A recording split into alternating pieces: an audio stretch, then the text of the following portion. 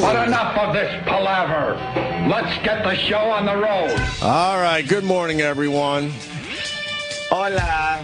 We were just discussing the Fez thing before the fucking show. Oh, my God. A lot of different opinions in this room. You know, I speak from a place where this sounds way too familiar. This me, narcissism. Oh, my God, I'm heated up. Heated the fuck up. No, I think we're all on the same page here. If you didn't hear it, Ron Fez had an amazing radio show yesterday because Ronnie's showing that he's kind of had it. Oh, yeah. With the situation at hand, which is that he does a radio show with a guy that doesn't really speak anymore. Which is... And Ronnie is the one... sitcom-ish. Ronnie is the one that is sitting there, and, you know, he's the one that's not sure what he wants to do with his future in radio. Right. And some of the options that are milling around in his head is to fucking just walk away. It's either walk away or just reinvent himself. He wants to, I think, take a ship down to the Panama Canal. Yeah. And just be work on a ship. And then you got Fezzy like begging and pleading not to do what's going to be done, and Ronnie's sitting there like there's nothing that has been decided. And Ronnie's so fucking faithful to Fez, way more faithful than I would ever be with anyone in my entire life, by the way. Is more than willing to bring Fez along to whatever the fuck the Ron and Fez show becomes. Yeah. So it was sort of sad when Fez cried at first, and then I was sitting there going, enough already, because that's going to affect what Ronnie's thinking. I was saying it was sad in a movie way. Like, when somebody says something like that, right? Because he was literally weeping, begging Ronnie not to change anything with the show. Right. And but he thinks that the people down the hall are making those decisions. Right. And Ronnie, I don't know how many times he could tell Fez, is telling Fez, no, this is all me. Right. I don't know what the fuck to do anymore, because he's really frustrated. He said it in that hour yesterday where he doesn't want to come in day after day and think the whole world, there's something wrong with the entire world. Yeah, he wants to just have fun. He wants to do like pot talk like he did growing up, where he wants to just shoot the shit and have fun every day. I think Fez knew more than he lets on that it was Ron. I think deep down, like, the idea of saying, hey, look, it's almost like they're both talking about the same thing, right, but using down the hall. And I don't think he's lying, but I think they're both using down the hall to avoid going, look, I know you. I think it's an easy... face-to-face, like, yeah, hey. I think deep down he knows. But the problem is Fez doesn't listen to anybody. Anybody, including the guy that has had his back for... I don't know, how long have they been doing it? 20 years as well? Yeah, a long time. Holy fuck. And then him crying like that, as a human being, of course it affects you, but it also gets in your fucking brain, and I hope whatever Ronnie's thinking, he stays strong. And I love Fez. I do love Fez. And I saw Ron and Fez do amazing radio over the years, amazing shit. Oh, yeah. But the fact is, Fez has tapped out. And he needs to do something. He needs to get real help for himself. He needs to walk away from radio for a little while. I don't know what the fuck. Maybe that's the answer. I don't know. I don't know. I'm no shrink. But Ronnie's not going to, throw him out the fucking window. Ronnie has never been that guy. I liked the Ron and Fez lawn care service. That sounded like a good idea. Right. Yeah, Ronnie basically said, if I told Fez I'm going to have a lawn care service, Fez is that loyal, he would do it tomorrow and just give up radio. Because it's not the radio part of it, it's the Ron and Fez part of it. You think he loves Ron? I think he does. You think that too? I think he does. Ron ended the show yesterday saying that Fez gave him some kind of Christmas present that he can't even tell the listeners what it is because it's so... How do you explain it? It's so... He wanted to... I don't know how not embarrassing, but he didn't know how to handle this present, I guess, that Fez gave him. Personal? To the point that Ronnie doesn't even want to mention what it is to anybody, including the people close to him. But, Fez, Jesus Christ. You don't fucking listen to anybody, including the people that got your back. The show is not the same. No. And it's finally gotten to Ron. Yeah, a lot. And it has nothing to do with the company. A lot of people were calling in talking about how they used to listen and why they used to listen, how funny this was and that, and and then Fez would say something like, "Well, make it sound like that just happened, yesterday or a week ago. Right. Everything was fine up until then." Right. It's like, no, this has been years. And then Ron is basically giving him a laundry list of things he doesn't do on the radio show anymore. Right. And Fezzy just sits there, I guess, just staring at Ron. I don't know. I mean, he could help himself. If he still has it in him, he could help himself by going back and doing some of the stuff that the Ron Fez audience loves from the guy. Yeah. It all started because they were discussing a steak dinner they had with Tim Sabean at the Friars Club. And Ronnie and Chris, I'll use his real name today, and I do know the guy. We just fuck around with all that shit. Who didn't know? They were talking about how much fun it was. Yeah. And then Tim Sabean goes, I like you. And Ronnie swears it meant, I like you, meaning you guys. Oh, boy. And Fezzy's like, no, he was just talking about you. And Ronnie's like, what the fuck are you talking about? And then Fez said he couldn't eat his steak dinner because he sees the writing on the wall. Well, and he also didn't like the spices. It was spices. And the spices. It had spices. He ordered some kind of Cajun steak or something. Yeah. And Ronnie had a great line. He's like, what is this, 1989? What a tragic comedy it was listening. Right. And then, I had to listen to the whole show, and it was just tragic and hilariously funny at the same time. but Ronnie's like, what are you talking about? We had a really nice meeting with Tim Sabean. Yeah. There's enough room for everybody, is what he's saying. Because Ronnie hinted maybe they should do some separate radio and then maybe some radio together. Yeah. There's opportunities for everybody.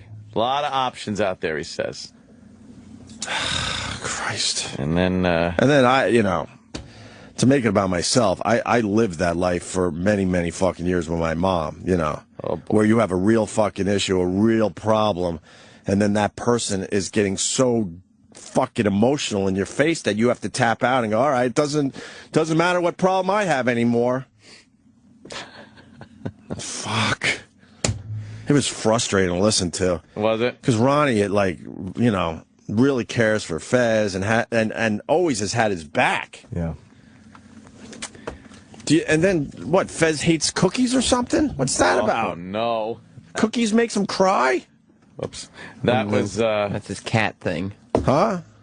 He brought in he once said that his cat could say cookie when Right. prompted. Oh, right. And so they brought his cat in to say it. And they didn't. spent over 2.5 hours Never on the air Right. with Fez Which is great whispering radio. cookie to his cat and his cat never not said- ever saying anything. His cat didn't say cookie? Oh, No. it never It said. was over 2.5 hours. But that's a great bit.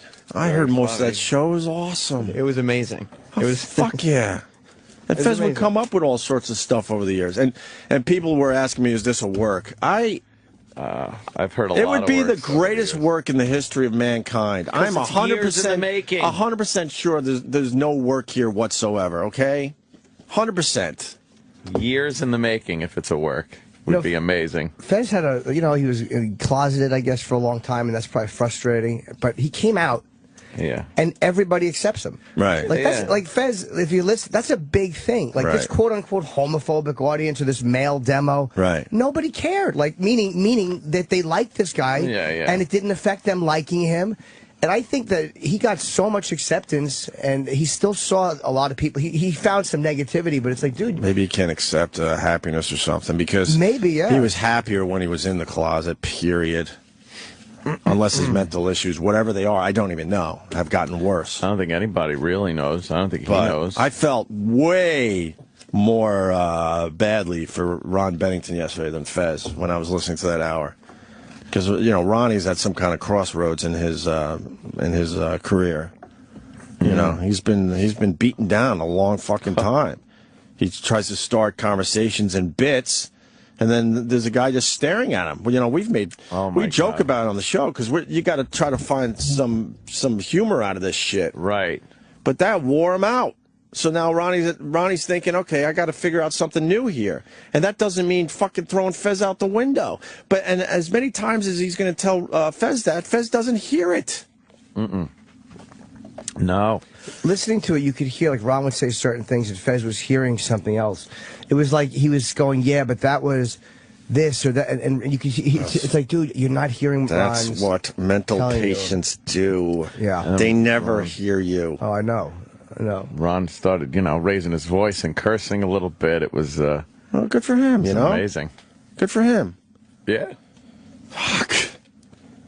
It just hit too close to home with bullshit I've had to deal with over the years, which I'm, way past, thank God. Thank the fuck God. God. What do you got? What part you got? There were some great moments where the analogies would come out and the like cliche kind of sayings that were Fez would say that were all wrong, like put a bullet in his pocket. Right. Oh, Ronnie, how many bullets in your pocket? and then there'd just be silence, and Ronnie would just come back with, that isn't even a saying. Dude, there was so many moments of silence. Yes. I looked at YouTube. I thought the player hadn't caught up, and I'm like, then I heard, all right. I don't even know what the fuck you're talking. And then I don't know. Ronnie. And then Ronnie did our show recently, and then Fez had some kind of weird problem with that when Ronnie went in and did his regular show. It was more than a problem. I mean, he was Ronnie couldn't even enjoy the fact that he just did radio with us. Fez cried the whole show on the Friday that Ron did this show because he did our show. So why doesn't Fez come on the show? I don't want Fez on the show. I'm saying he didn't even try to come in. But I don't want him on the show. Sorry, Jimmy. Well, it was more than that, though, because Fez said on the air that he was convinced that during commercial breaks and after the show that we here were telling Ron to leave Fez. Yeah, there was that. We have never, and I mean never, had that conversation. No, I mean, not one email exchange, but aside from that. Ron made it clear that not only had that advice not come from you guys, but he said in all the years of knowing Opie and Anthony, I don't think they've ever given me any advice. Yeah. I have small Just talk. Friends. I have small talk with Ron when the mics are off, but we've never had a deep conversation about that. And then he's got a comic coming in, and Fez is convinced. Tom Rhodes, yeah. Tom Rhodes, he's convinced that, I guess he's there to replace him. I feel bad in a way that Fez is going through some of this mental shit, but oh my God. I hope Ron, stays strong. I really do. I hope he stays strong with whatever he's thinking, which has nothing to do with us or the company. Period. Yeah, it sounds a little paranoid, thinking that. Yeah, and it's almost like I wish I definitely. could shake Fez and go, dude, I know what you mean, what you're saying. He means it, but it's not what's happening. But it's not what's happening. And it's hard when you're so convinced that something is what it is to all of a sudden be shaken out of that reality and to know, oh my God, I'm seeing this all these incorrectly. people aren't after you. They're really not. It's your own perception. I don't know how you break through that, because there's a lot of mental people out there that just hear it their way. Yeah. And can't listen whatsoever. Yeah. Oh my God, look, the phones are lit with people that deal with someone like that. I have to deal with a Fez type every day, and it's frustrating. Well, turn the radio off. No problem. He thinks Fez loves Ronnie. Yeah, that was one of the things that were going around. One of the theories that were going around. They've been together as a radio show for many years, and then. Fez is a kind of a needful guy, and more than in a paternal way, you're saying. Yeah. I would love to know what the Christmas present was. Oh. Yeah. So do you think... I would love to know. In a relationship like that, a friendship like that, where it's one maybe is more of a mentor, and then they become radio partners, if he loves Ron, and it's not that, he wants to jerk Ron off. Right, it's not about that. I don't think that's it. It's not about that. But say he loves... Is it maybe he's gotten really quiet, he's secretly pissed at Ron for something? You know how when you're in a relationship, something shuts you down with the girl or whatever for a week or 2 weeks or whatever the fuck it is. Is it one of these things where... All of a sudden you realize you're pissed off at the person you're dating? I think his mind is like a fucking one of those lotto ball machines just popping around constantly. I don't think he could think for a second to even think of a response to something, a funny line. I think his mind is racing constantly. I think mentally ill people are, very aware in their narcissistic ways, and I believe that he's aware that Ronnie's not playing his game anymore. That he's losing Ronnie, as far as that shit goes. And if you think about it, the capacity they've been together, like Jimmy said, I don't think there's a sexual thing that he wants with Ron, but there's a relationship there that I think Fez sees in a different way than Ron does. And in a different way, you know, because he's gay, I think he sees that type of relationship in a different way. Again, not sexual. And maybe he knows it's an impossible thing, too. Like, when you know you're working with someone, if he feels that way, you're working with somebody that you have this different feeling for, and you know that you're at the point as far as you'll ever go with it.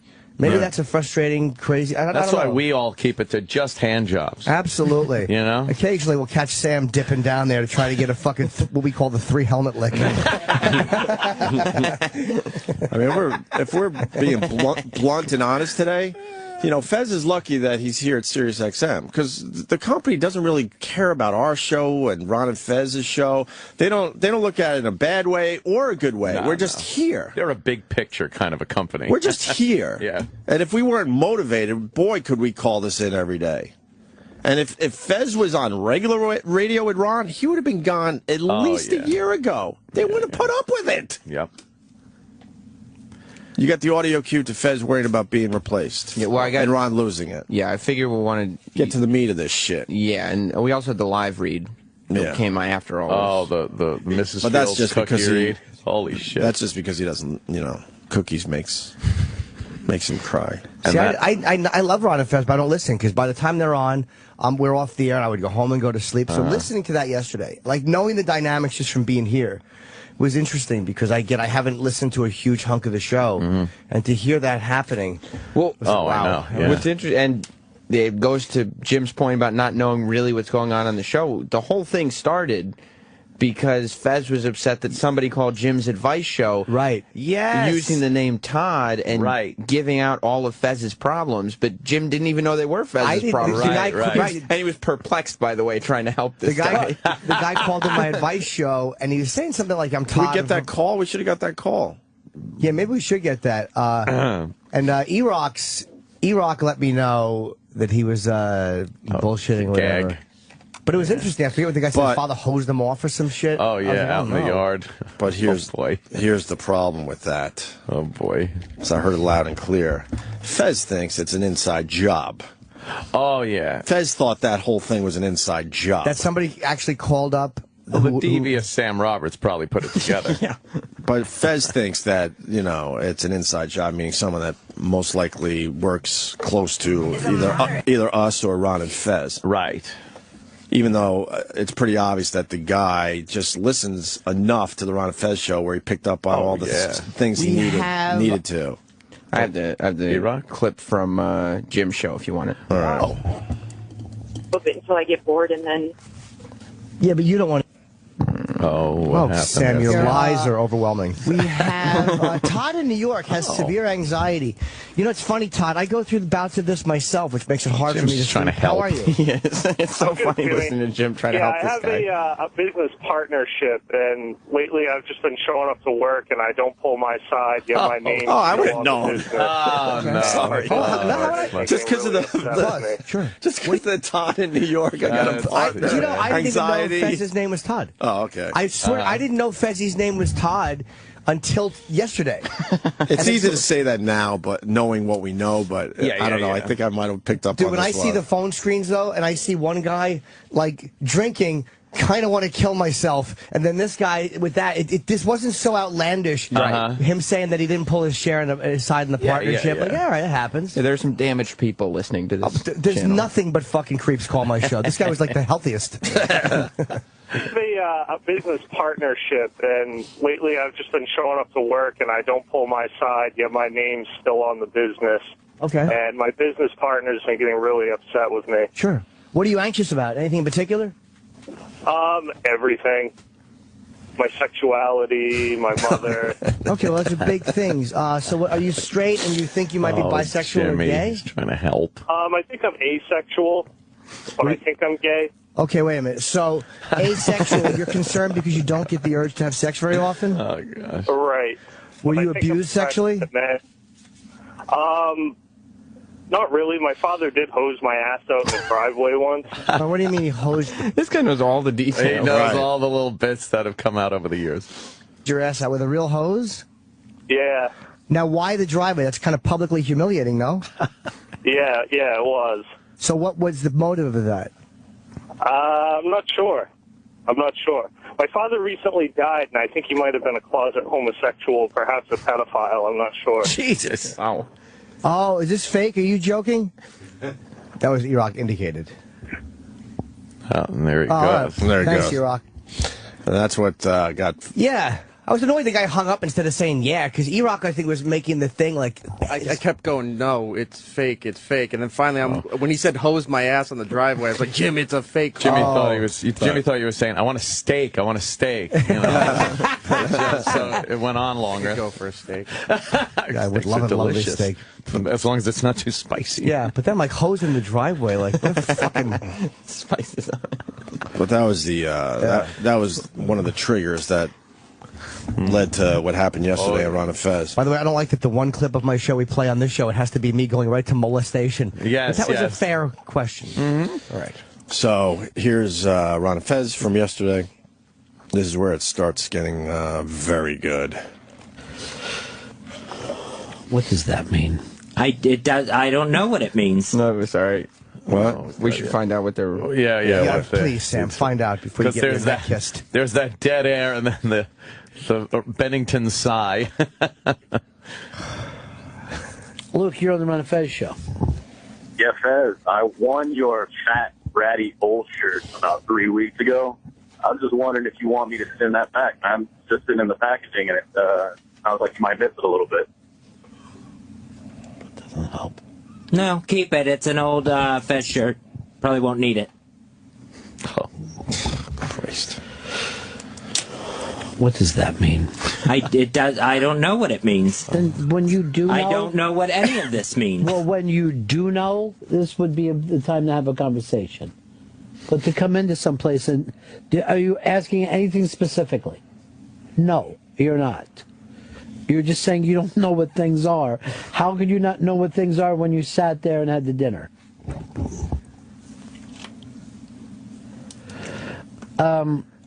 Lady Trucker. Oh, no. Yes, Fezzy, what are these changes that you think are going on? Not your fucking business. You know, I don't want to put ideas in people's head, and it's really none of your business. Then I wouldn't bring it up on the fucking show, Fez, if it's none of her business. I don't know what the changes are. I know Tommy Rhodes is coming in here tomorrow. Oh, no. I don't know what that's about. Why is all of a sudden, I didn't see his name on a booking sheet or anything. I don't know why Tommy Rhodes is all of a sudden coming in here. Tommy Rhodes is one of the best fucking comedians on the planet Earth. He's an old friend of mine. He's an old friend of ours. And he's stopping by tomorrow. It just seems weirdly coincidental. In what way? Because I don't know what's going on with me in this company. Yes, you do. I was expecting to hear last night. And the Russians are trying to take over, and the colonel left the messages in the Dropbox, but I have to do the mathematics. What's that from? Beautiful Mind. Oh, yeah. This is like... Yeah.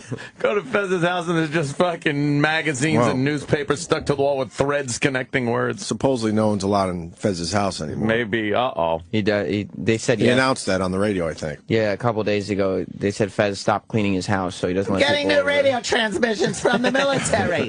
Did he stop cleaning his house? That's what they said on the show. Oh boy. It seems weirdly coincidental. In what way? Because I don't know what's going on with me in this company. Yes, you do. I was expecting to hear last night at the going away party. Going away party. Jesus.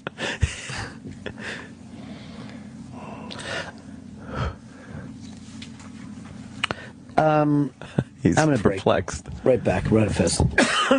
Right there, he's just exasperated. And incidentally, here's the important part that no one's picking up on. Right. How about fucko Tim Sabian takes this show out for a nice steak dinner at the Friars Club? I was thinking the same thing. Tim, how about that? A bunch of steaks for the boys. I was thinking the same thing. We're in his fucking little shitty office down the hall every fucking meeting, and they're living it up at the Friars Club with just spicy steak. Laughing their asses off. Laughing, talking to Jerry Stiller. Jerry Stiller having their spicy steaks. Most of them were laughing. Yeah, one guy not wasn't. happy. We're sitting here in this fucking hovel. A hovel. I live in a hovel. One guy couldn't read the room. Holy shit. You want to continue with this? Oh, yeah. Oh, yes. All right. Yeah, I just wanted to ask Fez if he feels that he's being selfish, that he would get mad that everybody around him wants to change things because nothing's changed with him, and they just want to move on. And you're getting mad at Ron and these guys. I don't understand it because it's you that's has to make a change for everyone else to feel happy. Do you want them to just sit and be sad all day while they have to do their job? They want to be happy too, I don't think it's selfish to just want to know what's going on in your own place of business. Can you pause that real quick? Yeah, that was not in that moment is probably what's the most frustrating. Is like that guy asked a legit question, right? Yeah, and it's like, Fez. It is selfish not to be. Fez is right. To be concerned about what's going on in your place of business is not. But selfish. that wasn't the point the guy was making, and that's not what's happening there. That's what he heard. But that wasn't the point the guy was making. He didn't even hear the guy talk. He just waited for him to stop talking. That was a legitimate question. That was a very legit question. Ain't fucking selfish at all. What else could be really going on? I mean, it's been years now, so what do you think? Why don't you fucking ask me, Fez, because I'm the fucking person.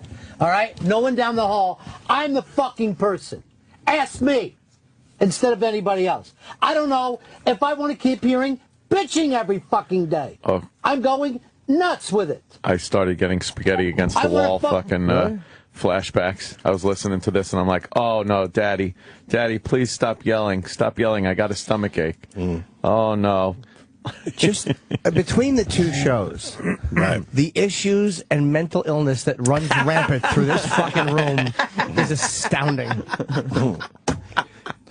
That's what makes for good radio. Oh my God. As long as we keep it together. Oh my God. Fez, glue yourself back together. Fucking duct tape your shit back together. Yeah, Fez, you're still standing. Like Fez doesn't understand. Like you just got to start. It's all up to him. It's up to you, Fez. Whatever that means. If that means taking a break from radio, getting better help, I don't know. I don't live in his world, so but something's got to change. When you get the benefit of the doubt from everyone around you for years, you might have to turn that old viewfinder around on yourself. Because everybody likes him. Yeah. Behind the scenes, we like you, Fez. We really do. It's not being polite. This show is too self-destructive to be overly fake polite to Fez. Right. Yeah. And we like you, and everybody wants to see you succeed. Except for the constantly scheming Sam Roberts. Yeah, and the company in general, and and all that talk down the hall. But no, everyone's rooting for the guy. In the halls, he's still a fun guy, actually. I see him every day. He's fucking pleasant. He's very nice. Right. And then I don't know, something with his confidence when he comes in here. Yeah. Continue that clip there, Sam. Bitching every fucking day. I'm going nuts with it. I want to fucking do a show about something. You haven't jumped into one goddamn topic. I'm the person you got the fucking beef with. And you fucking talk around me as if I'm not. I'm not talking around you. I'm fucking telling you I don't know what I want to do, and I've been upfront about that. And if the people down the hall want to fucking scramble to offer us each some things to do, then that should be a good thing. But I'm going fucking crazy from the craziness. It doesn't feel right with them scrambling around thinking of stuff because that was always me and you. Why would I scramble around to do this with you if you're going to fucking do it with me? You are unhappy. I can't make you happy. Don't blame that on anybody else. What an odd discussion that you're meant to be having. If you wanted to do fucking radio again, we would. But are you doing radio today? Are we getting into any of these topics? Or are you just bitching?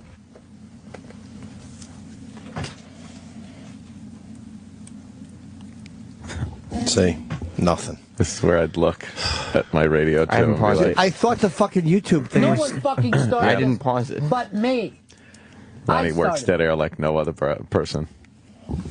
You mention it, and then people come crawling out of the woodwork. They don't to get fucking between us. crawling out of the woodwork to get between They're us. saying, Yeah. let's look at some options. I want to put one point from the outside. Yeah. Fez, I love Ron. We all like Ron. Yeah.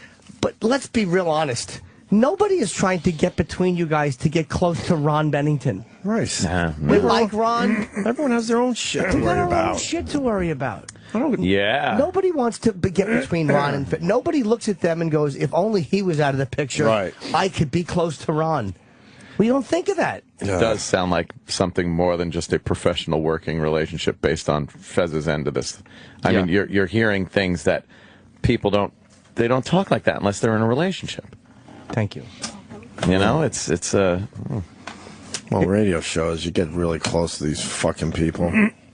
But hearing like you said, a tone of that, like getting between us, something that used to different, be us. Right. But it's like, Fez, nobody's interfering with that. No. Nobody's jumping in and going, Ron, you get in this room, Fez, you get in that room. No one. But he's feeling that Ronnie has finally had it. That's where all that's coming from. And it's a long time coming. You know, something different needs to be figured out. And that doesn't mean Fezzy loses his gig. No. They don't fucking crawling out of the woodwork. They're saying, let's look at some options. Mikey D shows up after years. Mikey D has nothing to do with anything. What does that mean?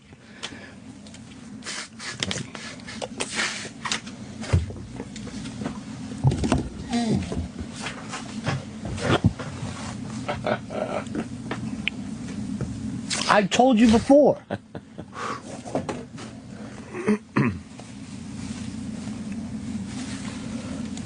But you're on the Ron Fez show. Hi. Can you hear Turn me? your radio down, dude. Sorry about that, man. I was just saying that, you know, with Fez's paranoia, he's creating a self-fulfilling prophecy. So, you know, if he feels bad things are going to happen, he's creating this himself in his mind. So that learn how to change his mindset. Because the more you dwell on it, the more it's just going to keep bringing it to people's attention, things that they might not have thought of. You follow what I mean? I was dwelling on it all last night. That's nothing to brag about. That's not your fucking job to dwell on stuff. It's your job to bring up fun topics that we can all talk about. That's your fucking job. When's the last time you brought up a topic or got involved in a topic that wasn't negative and angry? What happened to the fun? It started to drive me crazy. Yeah, Ronnie loves fun. And I don't know if it's a self-fulfilling prophecy if something's already been decided that I don't know about. Dude, if there was something to be decided, why would you have been fucking invited to the dinner where we all talk? And so was Chris, because this affects Chris's life. Who's Chris?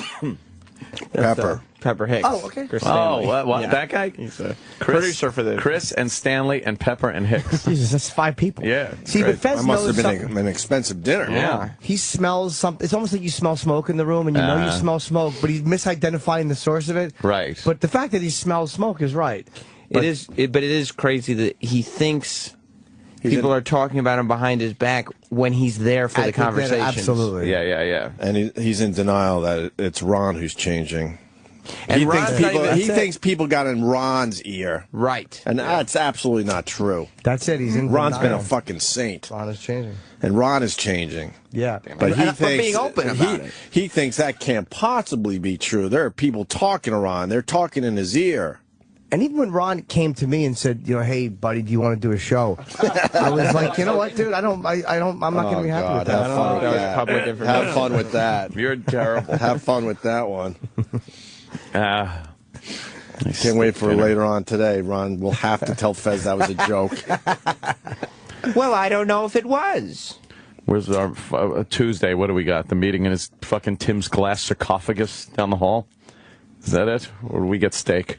No, we don't get that at all. They'll probably bring in steak and fucking make them up in the steak. You know how smoky that room would get? That'd be great. It's tight. I bet you they made him fucking take the drapes off his window because he would pull his slacks tight. And you'd have to, like, look left or right where his cockhead was. Big ball bag. Tim's vibe. He's fucking shuffling some steakums in a Yeah, pan. we heard your media destination. Stop playing with yourself through your fucking pockets. Chatter, Maryland, this whole situation started last week when Ron sat in on your show. Yeah, I want to say that again. Oh, yeah. Ron had a really good time, was feeling good about himself. He was just sitting around throwing the ball around, fucking laughing and joking, all light and easy. And he says at one point during yesterday's show, he said, Because of course, Fezzi was upset about these guests that he apparently didn't know about that were coming in. And Ronnie's like, I just want to talk to somebody. He goes, I'd have my old lady, the neighbor, come in just so he could talk about something. Right. And then he goes on his show and has to feel bad about the fact that he just did our show. That's all that was. Yeah. He likes to do our show from time to time. Why would that happen if it was being fucking sneaky? Because I thought something was going to be said last night and it wasn't. You drop. That's like the fork with the finger of God. It's not paused. No. No. Mm-mm. I'm going to jump out of this fucking building one day. I'm just going to go to the goddamn window and jump out of the building. It doesn't even make sense. Wow. Lorenzo, you're on the Ron Fez show. All right. Well, after that, I don't know what to say, but yeah, people are pretty annoying. The guys that do the inspirational quotes all the time, constantly. But you got to look in, man, to see the outside world. All day, every day. Yeah, well, you get those from a lot of women. There's women in my family that would like to send me that stuff. Yeah. And sometimes I fucking change them up or come up with the bad stuff and send it back to them.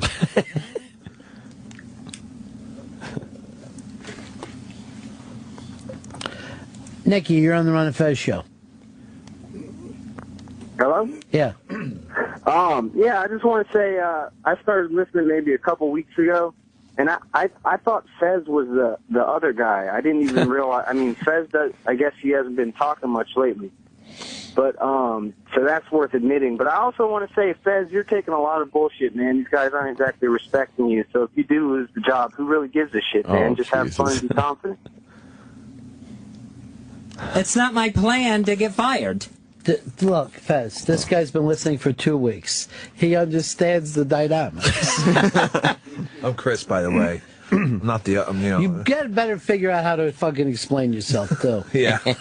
You walk around, I'll tell you this, right now, today, you look like the catcher for the show. Because you got a fucking hat on backwards, and you're not in the game. Calling signals. You know you're past 30 where you can even get away with that kind of shit. Yankee fan, let's show it off. Tries to keep it a little light. Billy on the Fez show. Hey, Ronnie, I don't even know how to follow that act that you just laid out there, but Fez, you should take Ronnie's advice. The guy loves you to death. It's put up or shut up, and maybe you take a fucking long leave and get yourself well and figure it out, because you used to be funny as well. Fuck it, it's really getting tired of listening to it all the time, buddy. I wish you the best. There's not a fucking... The option came up that we could take a fucking sabbatical. Oh. A lot of different options came up, which is Fez is acting like negative today. And I'm telling you something. Obviously, I wasn't going to come in and talk about any of them until after we're settled. But the last thing I would do when a vice president from the company says that we like you guys and we want you to feel good about yourselves, and if you need to take time off, 6 months or whatever, I get it. You've been doing radio a long time. The last thing I would do is come back and shit on that person and disrespect them by acting like something else is being fucking held back. That sounded like he just wanted to get me out the door. Oh, Christ. And I wasn't going to give in to it. Give in to what? Oh, jeez. Oh, boy. Guess what, dude? This isn't about you, all right? For once, it's not fucking about you. It's about me. And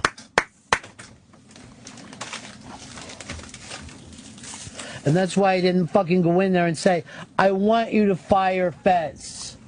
I know you would never do that, but I don't know what other things are operating around here. God damn it.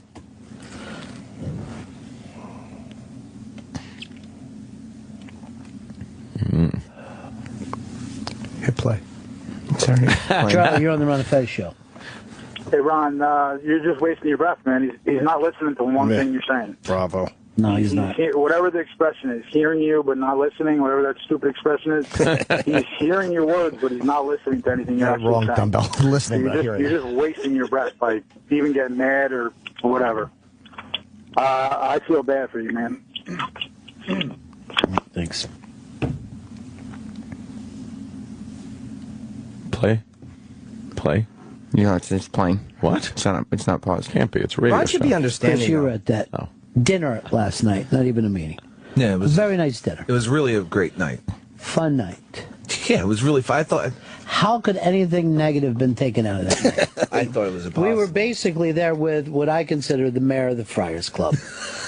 It was like showing up at a Catholic place with the Pope. Tim. We had a blast. He's there a lot. I guess. Fuck him. I want to go. So many cool people. I mean, it was really just a fun. I mean, this is really long. I mean, yeah, and we could go on. Dude, I really you get enough of it it there, but now you got to go to the cookie read, and then you got to go to where he's begging for his job.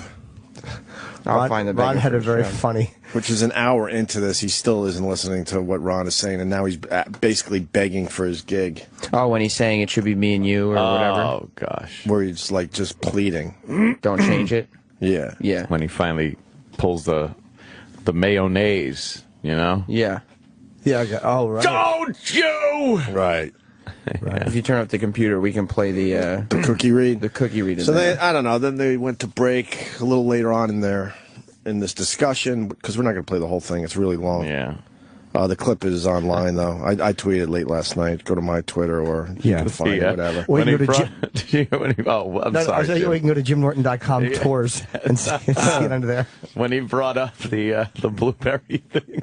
Right. And he's talking about, what is it, like scripture now? Yeah, it's like a Bible, everybody. Ronnie just it's just a funny moment. We all fucking bomb and get ourselves in a weird position when you do radio, and then it's exploited. Yeah, it's hilarious. He wasn't the blueberry guy every day. We used to do a bit called Bombs and Flubs, where it was a million blueberry moments. Right. But he can't take that. He can't take that. The blueberry thing has become something. I don't think he likes the blueberry. So they're in commercial break, and Fez got to do a live read, and this is how it went down. What if Mrs. Fields herself offered to set up shop in your kitchen, not to only make all the cookies and treats you could possibly imagine, but then also offered to wrap them up and carefully place them in amazing... 2 seconds. This is what's amazing about this, too. If somebody was acting, this would be Academy Award winning. Right. Because it starts out, you can tell he's a little upset, and as it goes on, it gradually and subtly, you could tell he's getting more and more upset as the read goes on. Right. And to the point where he's sniffing and, and crying. And carefully place them in amazing gift packages. Then deliver them to all your friends, family, and clients. Would you be interested? Well, of course you would. Well, MrsFields.com essentially offers this exact same service. It's with a few less amazing aromas filling your house, but still you get the point. At MrsFields.com, you can shop the world's best cookies and treats, all baked to perfection, sealed fresh, and shipped directly to you or your gift recipients. Packaged in beautiful gift baskets or festive holiday tins and boxes, Mrs. Fields' gift is the perfect gift for anyone on your list. These gifts can also be personalized with a message, a logo, or even a photo. So visit MrsFields.com today and ship the world's best cookies and gifts. Enter code KITCHEN, that's code KITCHEN at checkout, and save 20% off your order. Again, that's the code word KITCHEN, and save 20% from MrsFields.com, or call 1-800-COOKIES, 1-800-COOKIES for more information. He held it together fairly well, though. He did. Have you ever, though, ever in your whole radio career, life listening to radio, ever heard anything like that? Aside from the Hindenburg crash DJ guy? I mean, there's just something going on there that's like beyond anything I've ever heard in my life. Yeah. happening. These are sad. This is a very sad cookie read. And when they came back, somebody said something about cookies. Yeah. Ron said, you don't have right when they came back from that? When they came back, he's like talking about the cookie, and the guy goes, I'm not getting those cookies. That's very sad. Ron goes, nah, Miss Fields, it's a fine cookie. You're not at fine cookies. He called them fine cookies. Fine cookies. Trying to save the sponsor.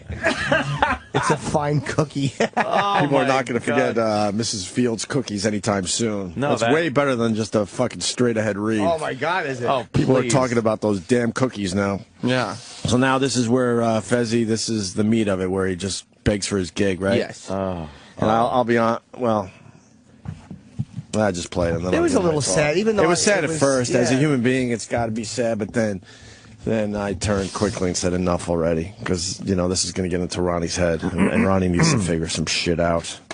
Go ahead. But I got to where I was really enjoying listening to you guys. Besides just have to quit. I don't know if it's a bit. I don't know if he's gone mental. It's ridiculous. Listening to that commercial, I literally just wanted to smash my radio. Oh, he's got to figure something out. And I don't know if this is the best place for him to be anymore.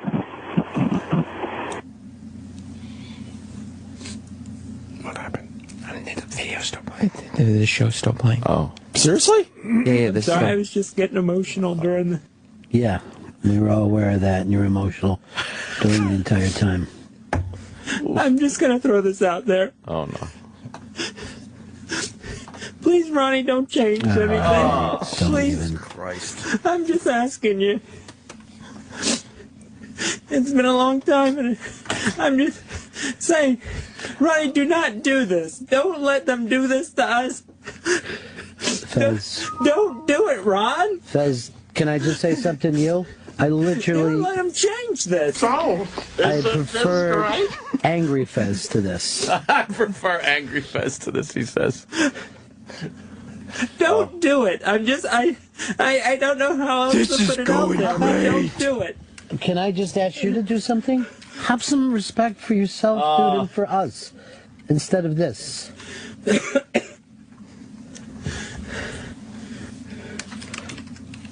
OMG. Yes, John Montone. OMG, indeed. This is what everybody wants. Nobody Let wants them do it. Okay. Nobody wants any of this. Don't let them.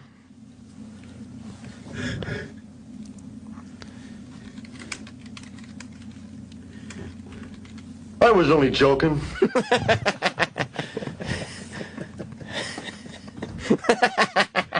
Oh, my God. He started to touch me. He started to grab me. I told him to stop. He didn't stop. I hit him back. And then he got really angry. He pushed me out of the car. Be more funny.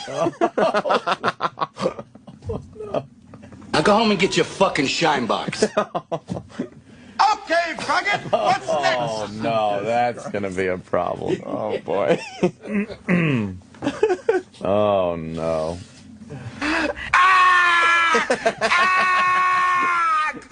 Oh, it feels good to laugh. Oh, no. You can act like a man. What's the matter with you? Oh, no. Okay, terrific. That's an attention getter.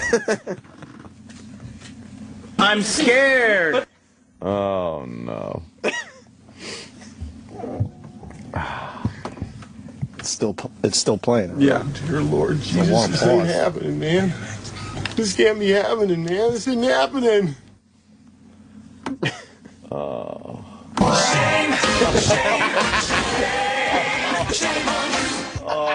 Oh, no. You folks fell on your face. You get an F- in my book. Don't you do it! Don't you! I got nowhere else to go! I got nowhere else to go!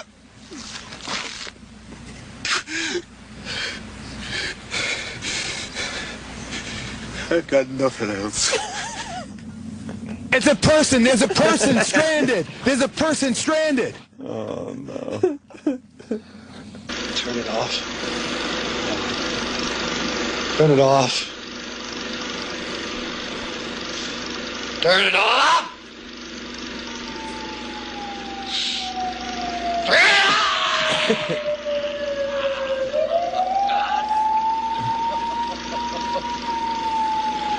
Turn it off, please. Is this real life?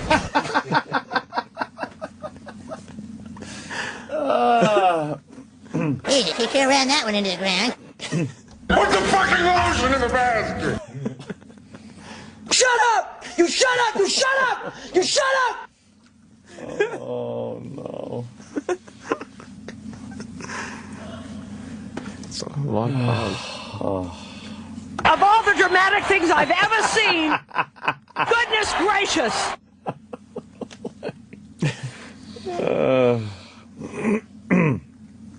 Pardon my French, but you're an asshole.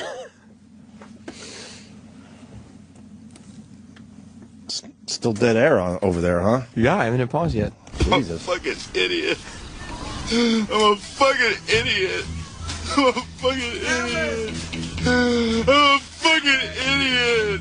I'm a fucking idiot. Fucking idiot. Fucking idiot. Fucking idiot.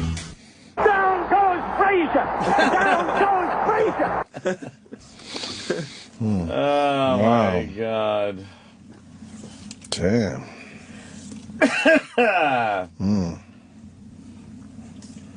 Yeah.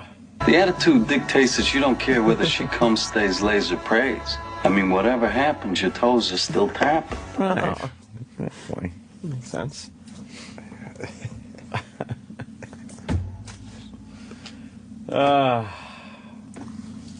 What would management say?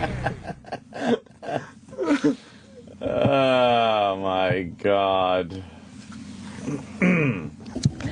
I gotta say, there's a lot of people in radio smarter than you two, but there's nobody better at doing that. Oh my God! John, you're on the Ron Fez show. Oh, there you go. A lot of dead air. John, don't have you, buddy. Dave, you're on the Ron Fez show. Hey, buddy. Hey, you remember the Afro show, yeah? Yeah. Yeah. And so me and my buddy, this was about 5 or 6 years ago, we were both in 100% agreement that when it came to that show, the funniest guys were Ron, Anthony, Fez, Opie, then Earl. Now, we're in agreement that the funniest guys are Ron, Opie, Anthony, Fez, Earl. Oh, I dropped a notch. Sorry, buddy. That's great. Appreciate it. Same thing. And Earl was never in an Afro show. I don't know who the we is also with this committee. He's committee. See, they're keeping it light and fun. Yeah. Now what? Is that it, or does Fez come back again? I honestly I feel terrible, obviously.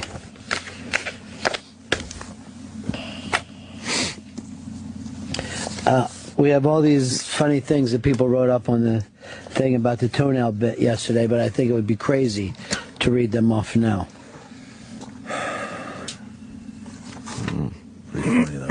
I know, they're hysterical, but the... Yeah, then they go into their... Is that about it? Or yeah. Does Fezzy come back? I think he does. A little bit. You get the point, I guess. After that, you know, kind of lost it there. Yeah. That was like almost an hour in. Yes. An hour of Ronnie basically saying that there's no shit going on down the hall. It's all him. And Ronnie's trying to figure out what he wants to do. And no one is influencing his decision. It's just all in his head. Fez decided to completely ignore all of that. Let me ask you, and then have the huge breakdown. Please don't do what they want to do. If Fez started talking more and really kind of coming back a little bit and doing some bits, do you think that Ron would be so happy just to have him back doing his... Oh, hell yeah. Yeah, of course. Absolutely. He doesn't want to walk away from Fez. No, he wants to do the Ron and Fez show. He wants to do the show with Fez, but Fez isn't there anymore, so... That was, but the whole, when he just started losing it like that. Yeah, oh my God, sad. that's crazy. Because I do like the guy a lot, and you see him in the hall, and you're right that he's comfortable. It's like you feel like you're talking to a confident guy. Yeah. But you're right. Something happens when he comes on the air where it seems he loses his confidence. Yeah. We got Steve the therapist, this idiot. Hey, Steve. He's fluid in his mustache. Down on the couch, and he needs some tissues, absorb some fluid from your eyes. Maybe a doctor like me birthed him and stretched his head out a whole lot and then crammed it back in with a crowbar so I didn't know what I was doing. Go ahead, Steve. Good morning. It's the attention-seeking idiot. Oh, you heard that? Sorry. We weren't supposed to hear that part. Oops. Yeah. Hi, Steve. Good morning. This is what I think is what's going on with Fez. It's no secret he's had his behavioral health issues. I believe I heard him say he's on medication. The problem is this time of the year, with decreased sunlight, a lot of people's depression gets worse. And then there's... drink some orange juice or milk, whatever the fuck. Look at the sun when it is out. Oh, Christ. Stare at it, as a matter of fact. Yeah. Although Troy does have a light. Troy's got the light. He's got the happy... You know what? I got to retweet the happy light fucking video with Jim Norton. I have happy light, too. It's in my office. Yeah, do you? An hour. It's cool. It's a train headlight. Why didn't we have this shit, when we were growing up? I don't know. We went outside, we got a little sun. Depression. Well, how about we stop inventing shit? Well, that would be terrible. We just phones. Well, but as a human race, we just invent excuses for why people could be just fucking miserable and sad. I think we develop better insight and can diagnose things more accurately. Oh, you think that's really? Taken from your professional fucking side of it? I can't help it. I was diagnosed with. I can use that as an excuse. Yes, and then they never really do what they need to do is get their own shit back together. And then the acronyms aren't even good enough, so they got to add a letter in front of it. Right. Like ADD used to just be ADD. Right. And now it's HTMLKDLTDT. I get we had to diagnose some shit, but I think now we're getting into too many subcategories. You're not allowed to just be down in the dumps anymore. Oh, no. What's the reason? Your kid can't just be an asshole. Right. Well, I was diagnosed with AHBD. That's difficult. What's that? Adorable, huggable boy disorder. Oh, so you're cured. Yes.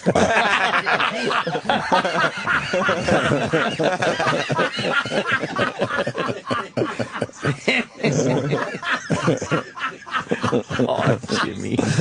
Oh, is that fucking quick?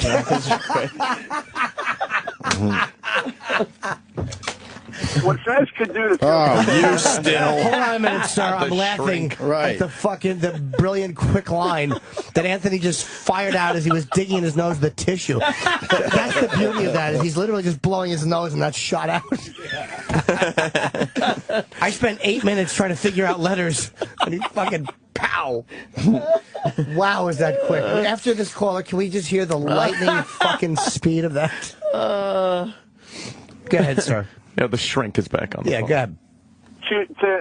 For Fez to feel better, all he should really do is score a pair of tickets to Jimmy's upcoming show. Oh, Christ. In New York. Sir, it's not about that. The 20th and 21st. But it's not about that, please. Summarize, Fez. Go ahead. In summary. Fez is wrong in total by his insecurities and anxiety. And it seems to me that he's probably got a very unskilled therapist who is just about keeping him in therapy with minimal progress for the bucks. I don't know about that. I don't think you can blame the therapist. Therapists can only do so much, as you know, sir. And I think they've changed therapists. He has. I don't know, personally what's going on with his therapy or anything, but obviously he needs a little more help there. Yeah, absolutely. I feel bad because I remember the old school Fez. That's the worst part of it. Is you remember old school Fez back at NEW in the early days, Sirius and stuff like that, and it's like, oh my God, that's the same guy. You go from such a extroverted, fun guy to this introverted, just like, and you're like, what the fuck could have happened there? I think that. This is my idea. I think Fez, and this I sound trite, should just act as if. Oh. Meaning, I know you feel like everything is fucking done and finished, come in and just act as if things are okay. And it's sometimes that does help. Sometimes when you start just acting as if everything is okay, and I don't mean being fake. I mean just go on the radio and understand whatever it is, fuck everything, and just talk about the topics and just act as if things are okay and fuck it, we're all resolved. And you might be surprised. I had to do that once. I tell you, when they were going to fucking fire me from K-Rock, and I remember the first show we had back. Yeah, they were going to fire me. When I had that talk with Minnelli on the phone, and but that had nothing to do with us. We never heard that. I'm not saying you. I'm saying me and Minnelli talked on the phone. But he never brought that up with us. It was the people down the hall. Well, that actually was the people down the hall. Yeah. But that never was on our radar. No, you guys knew he didn't like me, but I don't think you knew. I forced his hand. Kind of like the way Fez forced Ron's hand. I forced Minnelli's hand. And then I remember going on the air the next day and feeling so self-conscious and humiliated and sad. But I'm like, you just got to act as if. And it was actually a really fun show. And I'm like, just act as if everything's cool. And it was. Everything became okay. And again, I don't mean being fake and a phony, but sometimes you got to realize that, as corny and trite as it is, feelings aren't facts, man. Just fucking realize that you might be seeing it wrong. So you're saying management wants to fire Fez? K-Rock management probably does, yeah. Minnelli's blaming him. But no, I think that he should, and that sounds silly, but sometimes you can't, what do they say, you can't think your way into good acting, you got to fucking act your way into good thinking.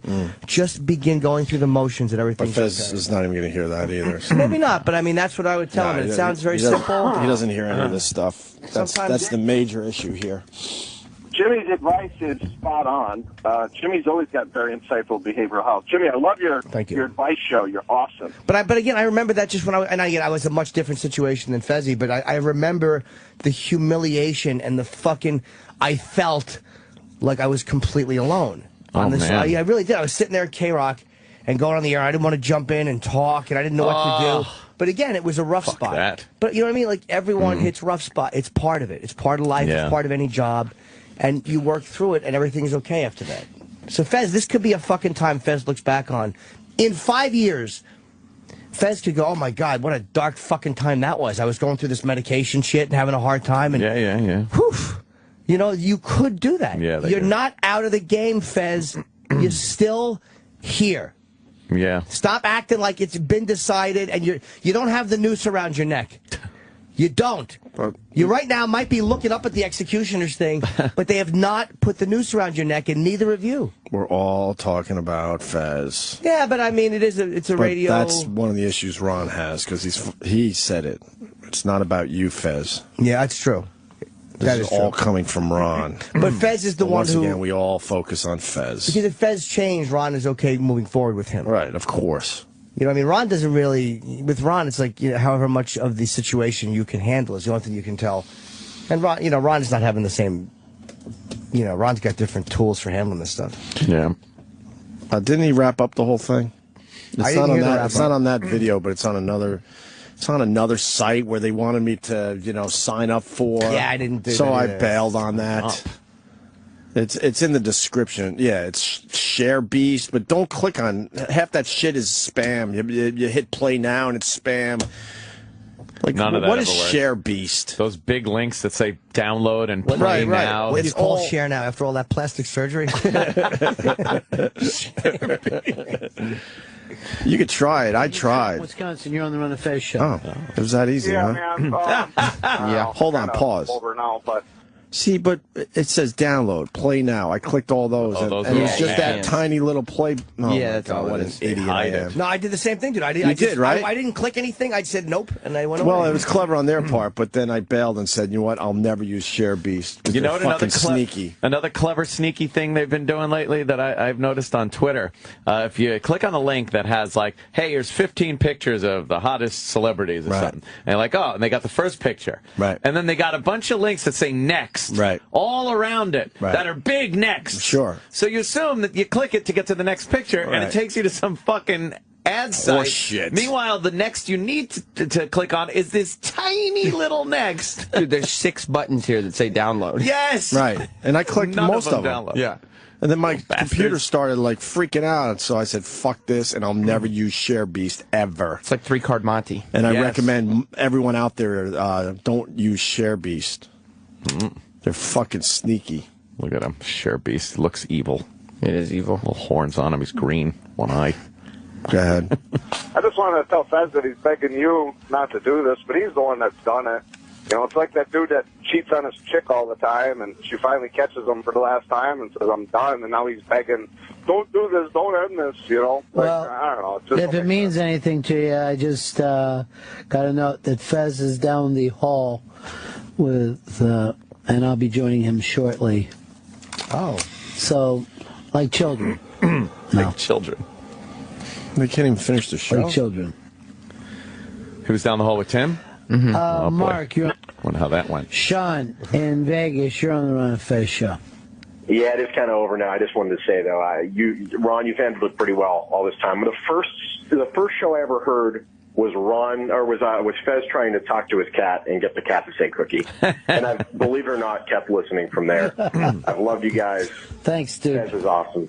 But, yeah, dude, my heart breaks for him because I know as much as I love Fez when he's on, it's just not healthy for him. It's just not. All right, thanks. He seemed to feel differently. Fez seemed to feel very strongly. Just slight. That he didn't want the change to take place. Well, Fez never been a fan of change. Garth, you're on the Ron Fez show. Hey, Ron. Hey, no matter whether I die tomorrow or something changes the show, no matter what, dude, I just want to say thanks for everything, man. It's been great. Thank you, my friend. I appreciate it. Exactly. What kind of call is that? I know which option I'm hoping for. We will be back here tomorrow, that much is for sure. I believe we have Susie Espin stopping by, and also the internationally famous Tom Rhodes. Oh, I heard Tom might be getting a gig here. Oh. Oh. I don't know if that's everybody Chatter down the hall. Yeah. Oh. The halls are abuzz. Yeah. Coming out of the woodwork. You want to keep going? Yeah. A lot of comedians out there on the road. Very few of them play the planet Earth the way Mr. Rhodes has. Bob, you're on the Ron Fez show. Man, Rodney, it's been a great ride. You got a fantastic show. I used to listen, I'm truck driver, I used to listen to you in Florida. He was on FM. He played some crazy-ass band, and I'd be out there right at the edge where it loses the signal. What? I'm over the rest area and was sitting there listening to you. Some off the rails shit.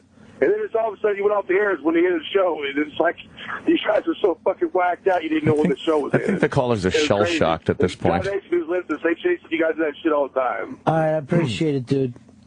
And by the way, that was a completely different show than what I do now.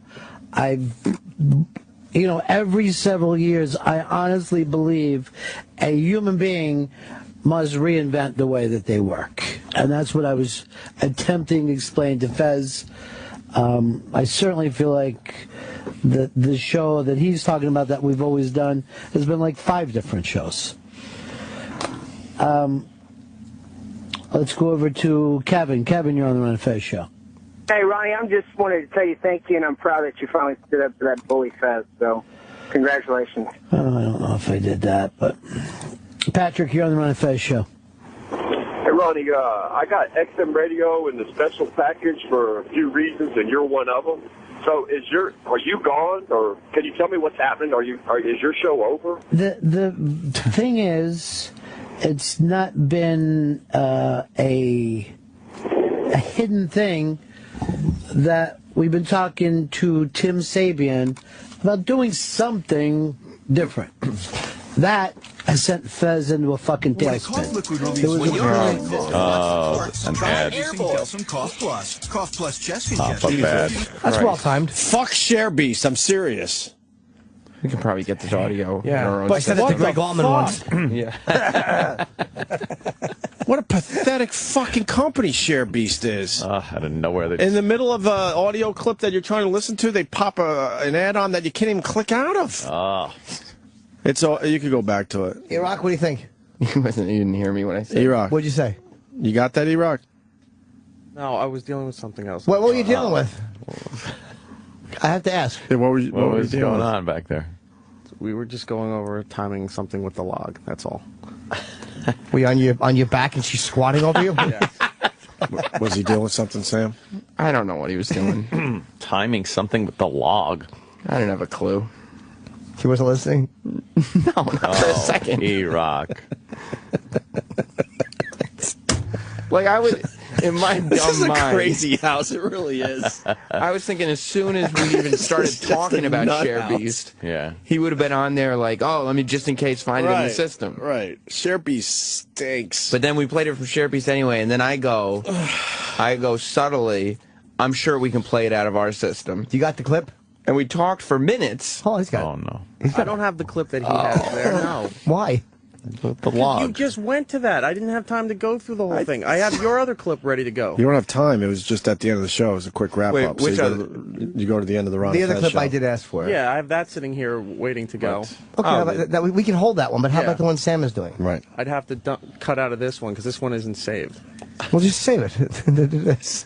Take the 2 seconds. But a beep, but a boop. He wants to talk. Depending on what year. Well, he's working on logs. All right, go back to this Share Beast, and hopefully they don't give us another pop-up. Horrible fucking site. Not to blame Fez, because it's my own responsibility, as I just feel like I've been worn down. And I purposely, people brought up about when I went in to do O&A. I really want to just see if I could play fucking ball on that level still. You know what I mean? That I could walk in with a fast team and MVP. be able to fucking play. And that was really, really fun. Fucking MVP. What's he talking about if he could still play on that level? But it doesn't mean anybody hates anybody or doesn't like anybody. Well. All right, Millie Hatchett just wrote, please don't break up with us. I'm almost sobbing at my desk. Oh, Jesus. Hold yourself. Didn't Millie just win the other day? Yes, she did. Nice. Millie Hatchett. She's got some Jimmy Webb sign going towards her. Sounds like somebody's going out on winner. Some good laughter. Millie Hatchett's always been great. Yeah. I go back to D.C. with her. It's wild. Toenail winner is just on the wind. Jack, you're on the Ron Fez show. Hey, remember at the end of the, I'm sure you do, the end of The Godfather when Tessio knows his gig is over and everybody backs away from him. Tom Hayden says, no, I can't help you this time. I think it was just the opposite. I think it was like watching the brother-in-law kick the fucking window out on his way. That was his move, but it was like that dude knew it was over, and yet he had an enormous amount of self-respect and just kind of shrugged his shoulders, and that was that. Yeah, Tessio did it the right way. Fez went out like the fucking brother-in-law with the kicking out the windshield. Alan brilliant. Tulsa, you're on the Ron Fez show. Hey, listen, I've been listening to you guys for 12 years, called in a few times, always positive. This has by far been the best day of radio, as awkward as it has been, to hear you finally, well, not finally, I know you've been doing it for a while, but just to really state your opinions in concrete. And it's just, I want to thank you for everything, man. All right, Alan, let me say this, though, and I know I got to go in just a second. But if that was true, then why does it feel so fucking awful? Oops. That everyone's saying, oh, somehow just stating the truth is better. But I can tell you from experience that nothing feels that fucking bad. My humble opinion, because he was manipulated by Fez. That's why I feel so fucking bad. Just my opinion. You think? Yeah. Yeah. Fez got into his head. That's what those people do with their craziness. I am... Ronnie, you should stay strong. I don't know if he wants to hear my 2 cents, but stay strong. You know what you got in your head and what you need to do. And I know you're not a bad guy, and I know you got Fez's back, but fucking stay strong. That is my advice today. You know exactly what you want to do, so do it. Uh-oh. But you got to stay strong. This is going to fan the flames. I don't give a fuck. I really don't give a fuck. I dealt with this my entire life. Because then all these fucking crazy people get it into your head, and then you're like, okay, I guess I could deal with this a little longer. All right. When you know in your heart what needs to be done. And to Fezzy, Ronnie still has your back, even though he's going through major fucking changes in his head. God. Play. I'm going to be back in here tomorrow. Susie Essman will be a guest. Tom Rhodes will be a guest.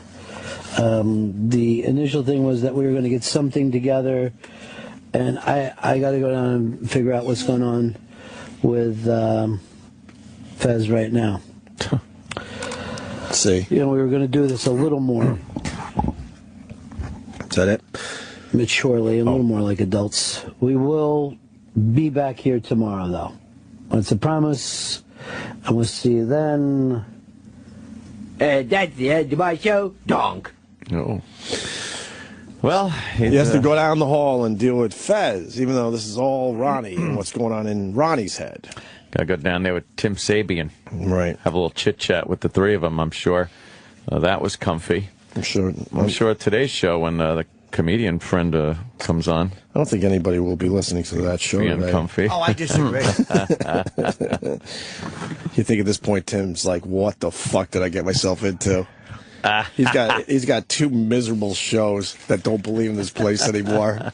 Have fun, Tim. Trying to figure this out and remotivating everybody. You got them spicy steaks though, because this place fucking kicked us down. Yeah, Tim. How about you take the crew here out for a pepper-laden shitty steak? Yes. I'd love a nice spicy steak with my pal Tim. Oh. I like Tim. Yes. His giant head, I miss him. Take me out for a steak, Tim. I'll fucking jerk you off. I know what the present was, by the way. Fez gave Ronnie a Christmas present. I wish you found that part of the tape. Eric? You got that, Eric, maybe? No. He states matter-of-factly. I love it. But Ronnie said that the president is so... I guess the president made him so uncomfortable that he doesn't want to tell anybody, although he brought it up on the radio. So I think eventually what happens with radio shows, and most of you people are pretty knowledgeable now, if it's brought up on the radio, eventually it gets out there. Yeah. Sometimes you can't do it right away for whatever reason, but I think eventually Ron will tell his audience what Fez gave him for Christmas. A Christmas present on December, what? It would have been like 2nd or 3rd? Yeah. So it's a weird time to give a Christmas present. I think it's a promise ring. Oh, my God. I think it's a promise ring. Do you think it would be something as personal as, a ring? I think Fezzy gave Ronnie a promise ring. Oh, man. Or remember that douchey, that half fucking necklace? Maybe they both got a half necklace. He wears half. Best friends with a heart. And Ronnie wears that? half. Yeah. Oh, that would be nice. Would you guys wear them if I got you that? It's wonderful. I'd put my half on a homeless guy. There, you're connected. All right. We should break. It's been a while. We're going to start our show next. Nice. Can we hear Anthony's lightning fast line? No. Sure. You want to do it now? It's so fast. Do it into break. Oh. Eric, and do it well. Well, I was diagnosed with AHBD. That's difficult. What's that? Adorable, huggable boy disorder. Oh, so you're cured. Yes. The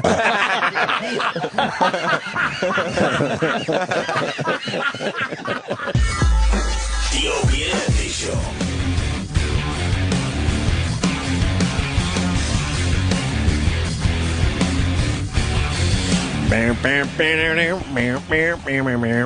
Wow, it's already almost 8 o'clock, and we haven't even done anything yet. What happened?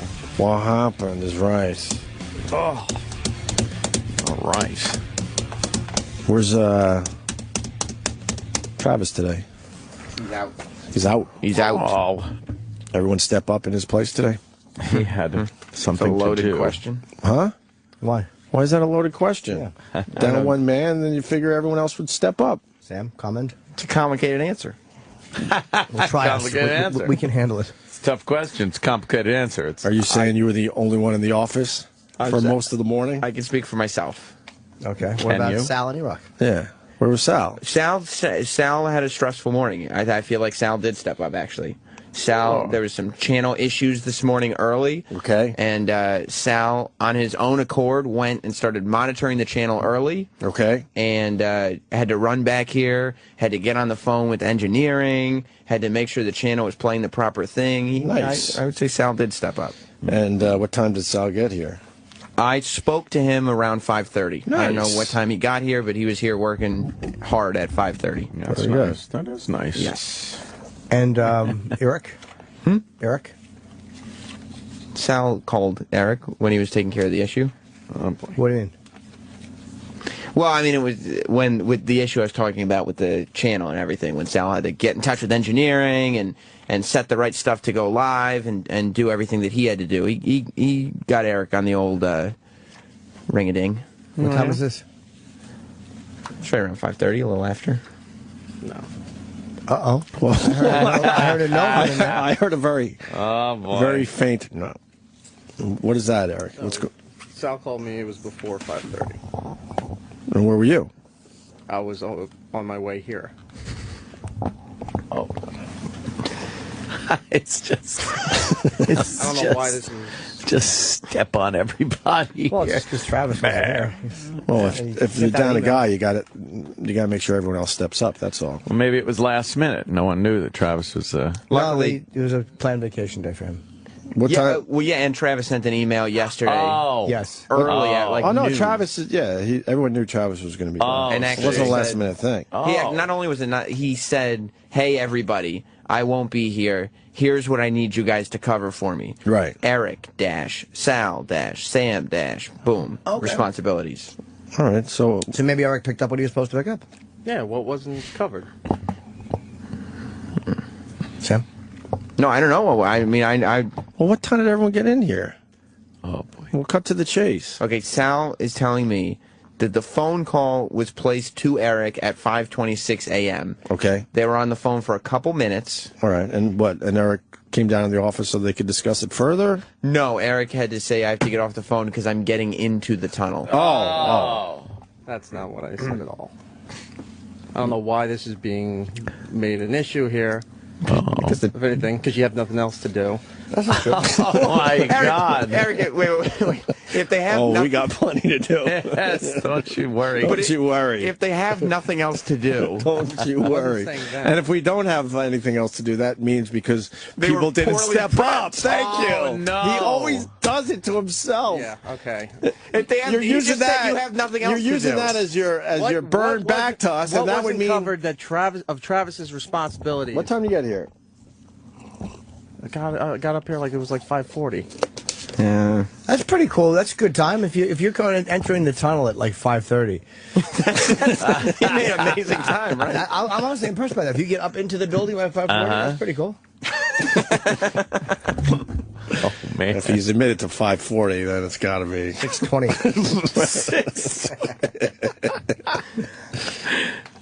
Shit. All right. Fair enough. Place is a meat grinder, man. You're just like, okay. Fair enough. Whatever. Show will be fine. Doesn't matter, right? Yeah, I mean, we'll entertain the people either way. And look, if you want to shit on us as a staff, that's your fault for not having enough to do. Yeah. I know. It sucks that we don't have enough to do. Yeah, you just don't have the material. Right, you just don't have material, so you pick on me for not being here getting material. And of course, we all know getting here at 5:40, probably 5:50, there's plenty of time to get material together for the on-air staff. So we are wrong. Prep sheets, you have everything. So we are wrong. Yeah. Once again. Yep. How are we wrong? None on you. None on you. None on you. None on you. That's the battle cry. You had your shit. The staff's job is complete. Who put the shit together, though? That's a good question. Who put the shit together? Who put the shit together today? Because Travis does a really good job with the prep sheet. Who put the bop and the bop shibop? Did Travis put a lot of it together from home before? No. It's a loaded question. Why is that a loaded question? So many loaded questions. I'll tell you what the prep sheet is. Okay. Prep sheet for today Sal pulled some articles yesterday. I pulled some articles. Sam has your audio. I put it all together, and you have it all there in front of you. The reason I felt it was a loaded question was because Travis puts a news email together the night before, right? Right. And then he gets in here early. Sure. And he goes through the stories that he sent last night, double checks that they're still relevant, and then sees what broke overnight to make sure that you guys have up-to-date information. All right. So in terms of just getting stuff together, just printing out the stories that Sal emailed, and then, you know, it's not just printing the sheet, you know? Okay. I pulled articles from today, too. Which ones? The one about loaded question. They're all loaded questions. Why is that a loaded question? It's a loaded question. Which ones? Just a loaded question. Which ones? The girl in Alabama who went missing, and they wound up arresting most of her family on a pedophile ring. That was from this morning. I put that in there. Yep. So I gave my little girlfriend a pedophile ring. No. See, put on her little finger. Yeah.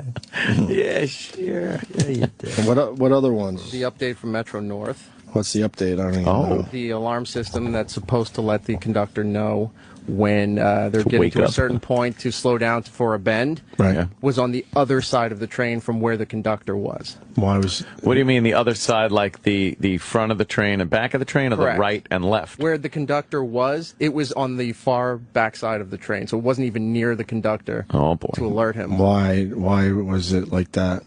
That I'm not 100%. Did he move? He wasn't. His seat? I don't know. Well, you got the article together. And I openly admitted I don't know this. Travis also highlights the articles. But I openly admitted I don't know this, so I'm asking the guy that put the article together. That's all. Article put her together. Is this fun for you, E-Rock? No. Why would it be? No, but what? Did you read the article, or you just printed it out quickly? No, I Like, did. where was the guy, and why wasn't he close to the that alarm? Yeah. Hold on a second. He's going to read it. No, all right. So the locomotive was pushing the train, but he was in the front. And the alarm watching, system was in the back? The alarm was in the back of the train. That doesn't make sense, the alert system. Why would that be? They used the word homicide today in the paper. I know that boy, much. you don't want that happening. That was in the headline. Homicide, they're hinting at. What does that mean? That he purposely did some shit?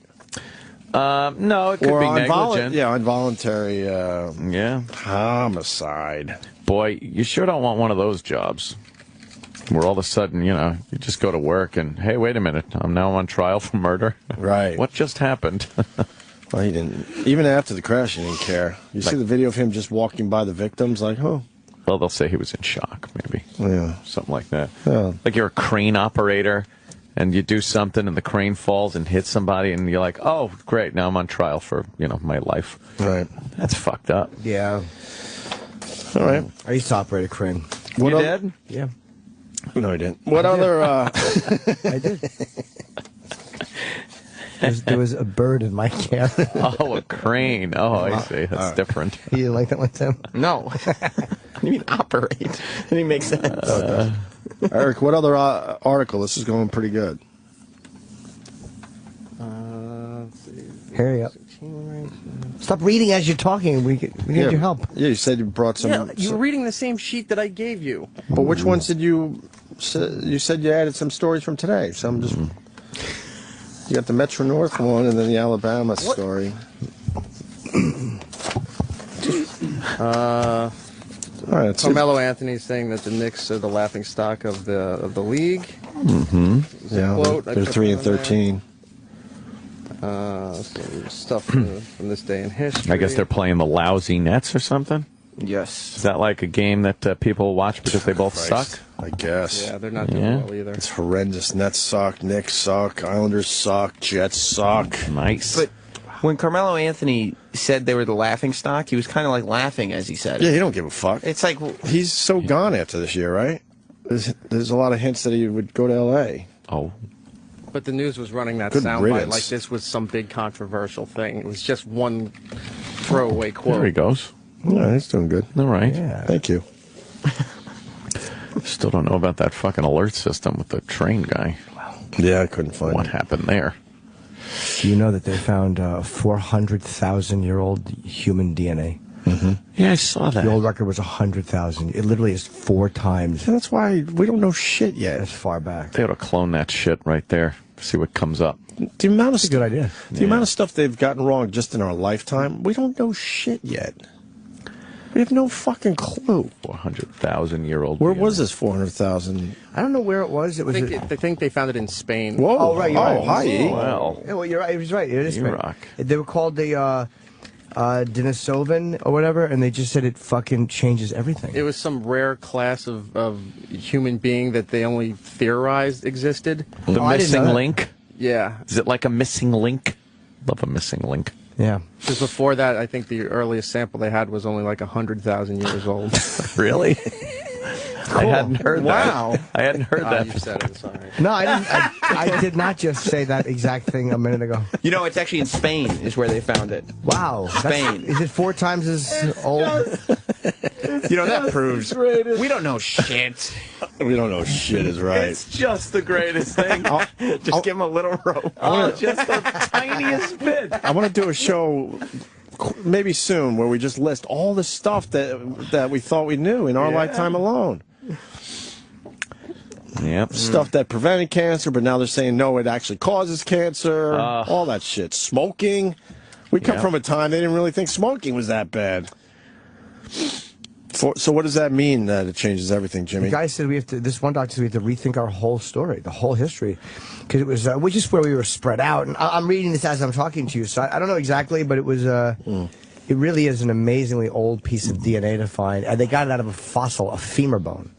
Whoa. Yeah. There was some fucking bone still is it still enough to have DNA in there? Is it some cum?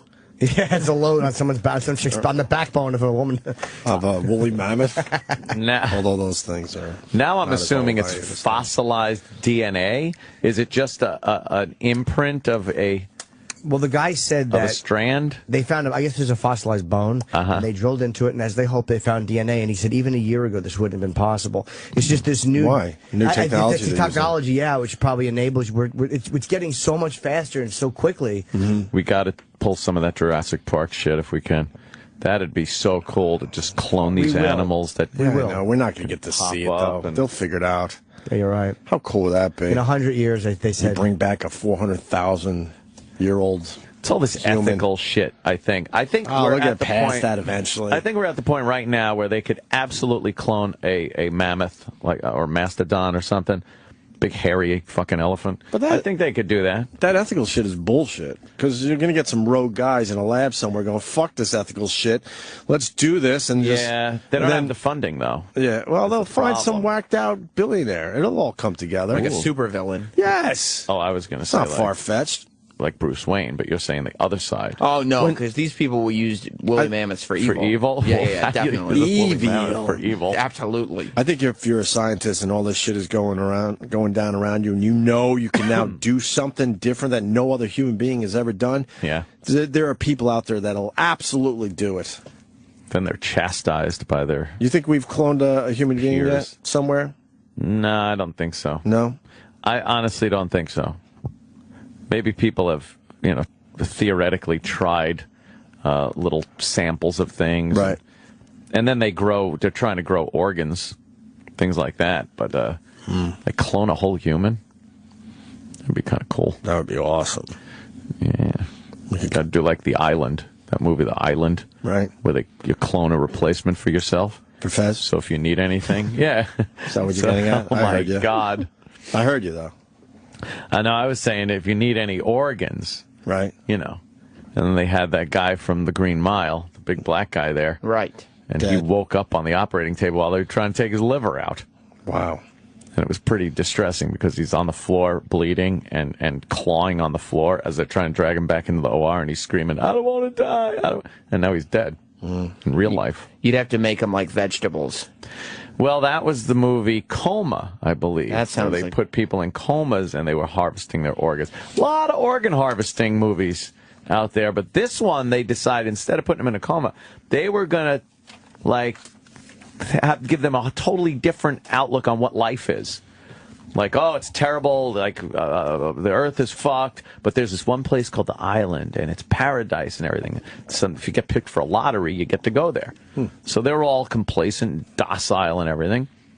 And then they go, oh, you won a trip to the island, you're going to the island. And meanwhile, you know, that means you're going to the OR because you're the person that you're cloned off of needs like a fucking heart transplant or something. Wow. Yeah, that's villainous shit. The coma thing sounds like, okay, that's at least kind of nice. It had Ian McGregor. Oh. Ian McGregor and what's her face there? That hot fucking piece of ass. Goddamn, with the big tits that we loved that had her naked pictures. Precious. Online. Yeah, Precious. The girl that played Precious. Scarlett. Yes. The lovely Scarlett Johansson is in that, in a tight little, like, jumper thing. She's quite the dish. She looks so goddamn good. Yeah. She's a dish. Yeah. Where's the picture? Of Scarlett Johansson? No, the one She he's talking is. about. The Look, one see? Sam- She's wearing like a little fucking tight little number. Mm-hmm. Couple of twists and turns in that movie, too. I kind of liked that movie. The Island? Yeah. Not bad. Got a little rewatchability. Well, we got more Rob Ford stuff. What? I'm sure you know about that as well, right? What's he doing? E-Rock? Got anything on this? You have the audio in front of you. Sampled it. All right. Thank you. Audio of Rob Ford. He's kind of going down in popularity and. Why is Sam laughing? It's just a funny interaction. Why? That's a loaded question. Okay? It's a loaded question. Why are all these questions loaded? Loaded question. It's just funny the way that back and forth was handled. Why? It was just some good chemistry there. Oh, between you and E-Rock? Yeah. All right. Liked it. News report, Rob Ford wiretaps reveal. I just hope people got the subtleties of it. No, I don't think they did. He smoked more crack. Huh. So they wiretapped the dude, and they know he smoked more crack. They actually than what he's admitting to. Right, because they have like piles of wiretapped conversations that they're now slowly taking those black, they put black bars over the stuff that you can't see. Yes. They're now slowly releasing more and more without the black bars. And so every time they do that, there's all this great new information. Because they wiretapped the gang members that he was associated with. Oh, gang members. So he hung out with them more than once. Well, that's what they're saying. And Rob Ford's saying that's not true. Yeah, but now Rob this Ford has proven says a that he lot. might be a liar. Redacted. Yes. That's it. Redacted. He tried to buy the video. They got him on tape trying to buy the video from the homies. They have on tape the homies saying that he tried to buy the video. Okay. Yeah, because why would you try to buy the video? They can make copies. They must have laughed at him. Like the homeboys, they must have just seen this guy and been like, this clown motherfucker clowning. And they're also saying he did a little harn. And the video thing is important, too, because when Gawker first came out and said, we're trying to buy this video, he said, I don't even think that video exists. Right. But what this thing is saying is, before that Gawker article ever came out, right, he had already tried to buy the video from the homies. Oh, boy. Exactly. He was trying some Jedi shit.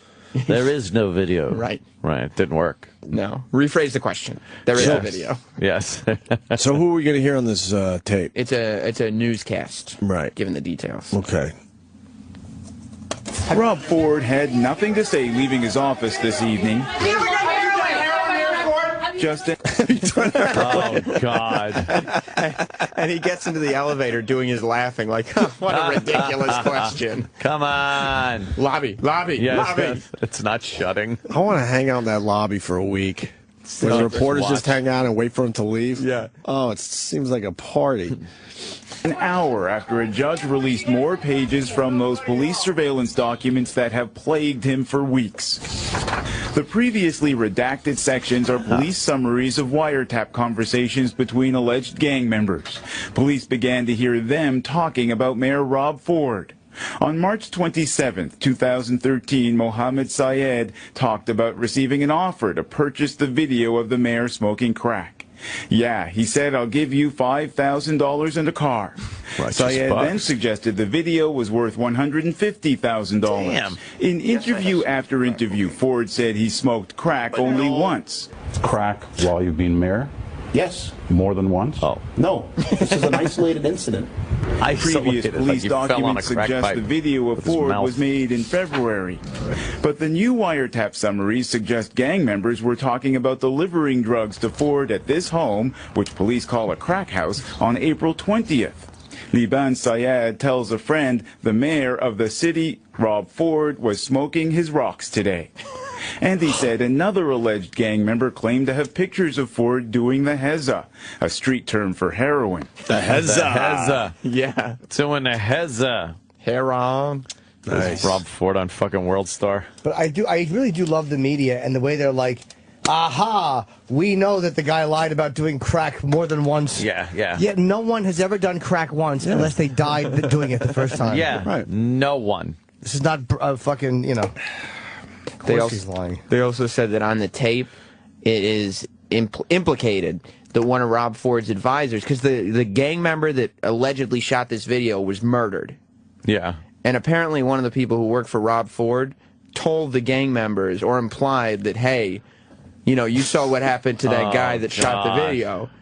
But then they said the police reports showed that the guy just died in a gang-related incident. Oh, It had okay. nothing to It do had nothing to do with yeah. Rob Ford's people were just trying to be like, hey, look how powerful we can be. Look out. So now what happens with this Rob Ford? He laughs it off. He's going to run for mayor next term. Good. Oh, he's going to run, yeah. Look, he's lowering taxes. Yep, that's all the people want. He's doing hezza, but he's lowering taxes. Hezza. You know what? That's all that matters. He's lowering taxes. I don't care what he does. Pam's Man 1 on Twitter. I know it's a visual, but I got to show you guys. Pam or you go to his Twitter to see what I have here. Here's Rob Bartlett doing Andrew Dice Clay on Imus this morning. Look at Rob Bartlett. Oh, yeah. I think I looked up and saw that. Yeah, I just saw He's that. He's doing the new version of Andrew Dice Clay with the gray hair. The gray hair and the he had the gray hair jacket. for the Woody Allen movie. And the glasses. And the glasses. That is fucking Rob Bartlett rules. Yeah. Good pal of ours. All right, that's the latest on Rob Ford. Damn. Lots of crack, heroin. Right. There'll always be stories coming out about this guy. He's had a checkered past, I guess you could call it. And present. And present and future. Yeah. He had a checkered Tuesday. I wonder if there's any chance of him winning if he runs again. No, zero. You don't think Zero. so? Yeah, no. Zero. You don't think people would be like, fuck it? No. They should. Vote for him for a goof. Right. They should do that. If he did it once, they might have. But this is, everyone knows there's so much more, and it's so dirty. Right. Yeah. You know, one incident people can really overlook. If all of a sudden he had done it once and went to rehab or gotten help, and, you know, And he has time on his side, because a year would go by where they know he only did it once, and then he's a good boy since then. But he's not even trying to lose weight. He was seen eating chicken wings at the Bills game up there in Toronto this past weekend. He's an indulgent piggy boy. Of course. He is a piggy boy. Those are gang members. He's posing with you can't pose with gang members. No. You can't even do that if you have a radio show. Not and a mayor. You can't be the mayor posing with gang members. The guy has his middle finger up, doesn't he? Yeah, flipping the bird at the camera. Right. As if to say, fuck you, I'm in a gang, and this is the mayor of Toronto. Oh, that's hilarious. Oh, that's fucking great. That's the very gang that allegedly sold him crack. Right. And did it with him on video. Allegedly. Wow. I guess there's the goof factor of, like, voting him in, and then there's the, hey, I guess the mayor, you know, we really kind of want a mayor that might get some stuff done. But then again, if he's lowering taxes... he doesn't have a shot. Oh, I know, but... That'll be his whole campaign platform, though. It's going to be, why, you think I lowered taxes last time? I'm going to really lower them. Look at my record. Yeah. Yeah, do you care? I mean, your taxes are lower, your lives are better. I know. Yeah, I've made mistakes. I said I've made mistakes, haven't you? Goofy. A lot of guys have made mistakes and not lowered your taxes, but I did. And I'll lower them some more, but without the mistakes this time. Yeah. That's exactly what he'd say. That's a guarantee. I didn't know that you shouldn't smoke crack at my age. No one told me. That has not been talked about publicly, that crack might be addictive. I did not hear one rap song in the 80s. Also, for what it's worth, I was very, very drunk. Yeah. I was, as Chippa would say, I was zooted. Oh, zooted, yes. He loves getting zooted. He does love He being lives to be fucked up with his tiny ties, his fucking Laurel and Hardy outfit. China. It does have a big ass head. I don't think anyone has said this yet, but he really has a resemblance to Chris Farley. Really? I never heard that. You know what? You have heard that. I never heard that. It sounds familiar. Maybe I just thought it and was too scared to say because I didn't know. Oh, the banger! Oh, man. People said they were thinking about that all day. Of course they were. Did you hear people busting Rob Ford's balls about his tie? Everything. Yeah. Because this NFL tie is super old. Like, all the team logos are from, like, 96. Oh, wow. So it's retro. So they're busting his balls because he was wearing an old tie. He can't do anything. But that's retro shit. You got to give people a pass on retro shit. I don't know. People love retro. Yeah. All right, we're going to take a break. When we get back, we got the Kenyan man that F the GOAT. Oh, yeah, that's And the GOAT is in court. The GOAT as is they in decide the fate Some of the judicial Kenyan system they got over there. Also, we must talk about Martin Bashir. Yes. And there's something else, but the Biebs. We'll talk about the Biebs as well. Some Bieb news. Yeah, the Opie and Anthony Show. The Opie and Anthony Show. Keep a knocking, but you can't come in. Keep a knocking, but you can't come in. Keep a knocking, but you can't come in. Come back tomorrow night and try it again. You said you love me, but you can't come in. You said you love me, but you can't come in. You said you love me, but you can't come in. Come back tomorrow night and try it again.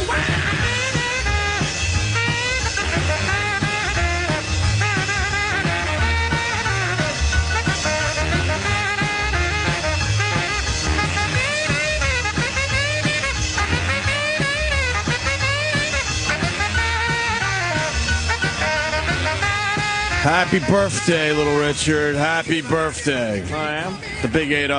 Wow. 80. 80 for little Richard. I wonder if he still lives at the Hyatt on Sunset Boulevard. Oh, that's right. He had like the top floor or something. I always found that weird. Celebrities that live at hotels. Yeah. But he was one of those guys. Back in the day, It was a bit when we did a lot of L.A. trips, we'd see him at the Sunset Hyatt. They would always put us up in that hotel. Yeah. You just wander around. Looking Get plastic. He'd come downstairs and get a croissant. And go back upstairs. Yeah. Yeah, he was creepy to look at. He looked a little plasticky. And a bit femmy. Well, yeah, he's always been a little femmy. Femmy. I accept the gay. The femmy thing is still a little rough for me. Yeah. I mean, can we be honest with each other? The gay is all right, but I mean, the femmy part, I'm still trying to wrap my head around. Yeah, there's nothing I'm going to do that's going to hold the gay back. But I will. I'm not going to get in the way of the femmy. Trust me. I'm just telling you my personal feelings on the thing. It still makes me uncomfortable. The femmes don't realize. Can you call them the femmies? The femmies. The femmies don't realize. Well, I'm not here to stand in your way. Right. You know, many people. And we're not talking about you, Fez. Relax. You're not a femmy. Oh, boy. Jesus Christ. She's in the back of everyone's head all the time. We should give awards to the gayest people we know. The femmies. And call them the femmies. Let's do the femmies. The Femmy Awards. Johnny Weir is a femmy. Oh, my God. He gets a Lifetime Achievement Award as a femmy. I think he's in the paper today. Femmy of the millennium, maybe. He's that ice skater. He's a bit femmy. Johnny, it's just your birthday. I think that's why I'm thinking about the femmy today, because I saw that. What paper was it? Where's the other dopey paper? He's got an issue or something, or I don't know, or he got flagged for being too femmy in an event or something. Wow. Well, the other paper? I think the story is that the gay activists are angered by his decision not to boycott Russia. Oh, right. So he called them idiots for being mad at him. And now he's... Why does he have to boycott Russia? Because Russia doesn't like the gays. They give the gays all the time. So a lot about it. But isn't Elton John playing there? I'm not sure. He's playing. Yeah. They don't like the gays at all.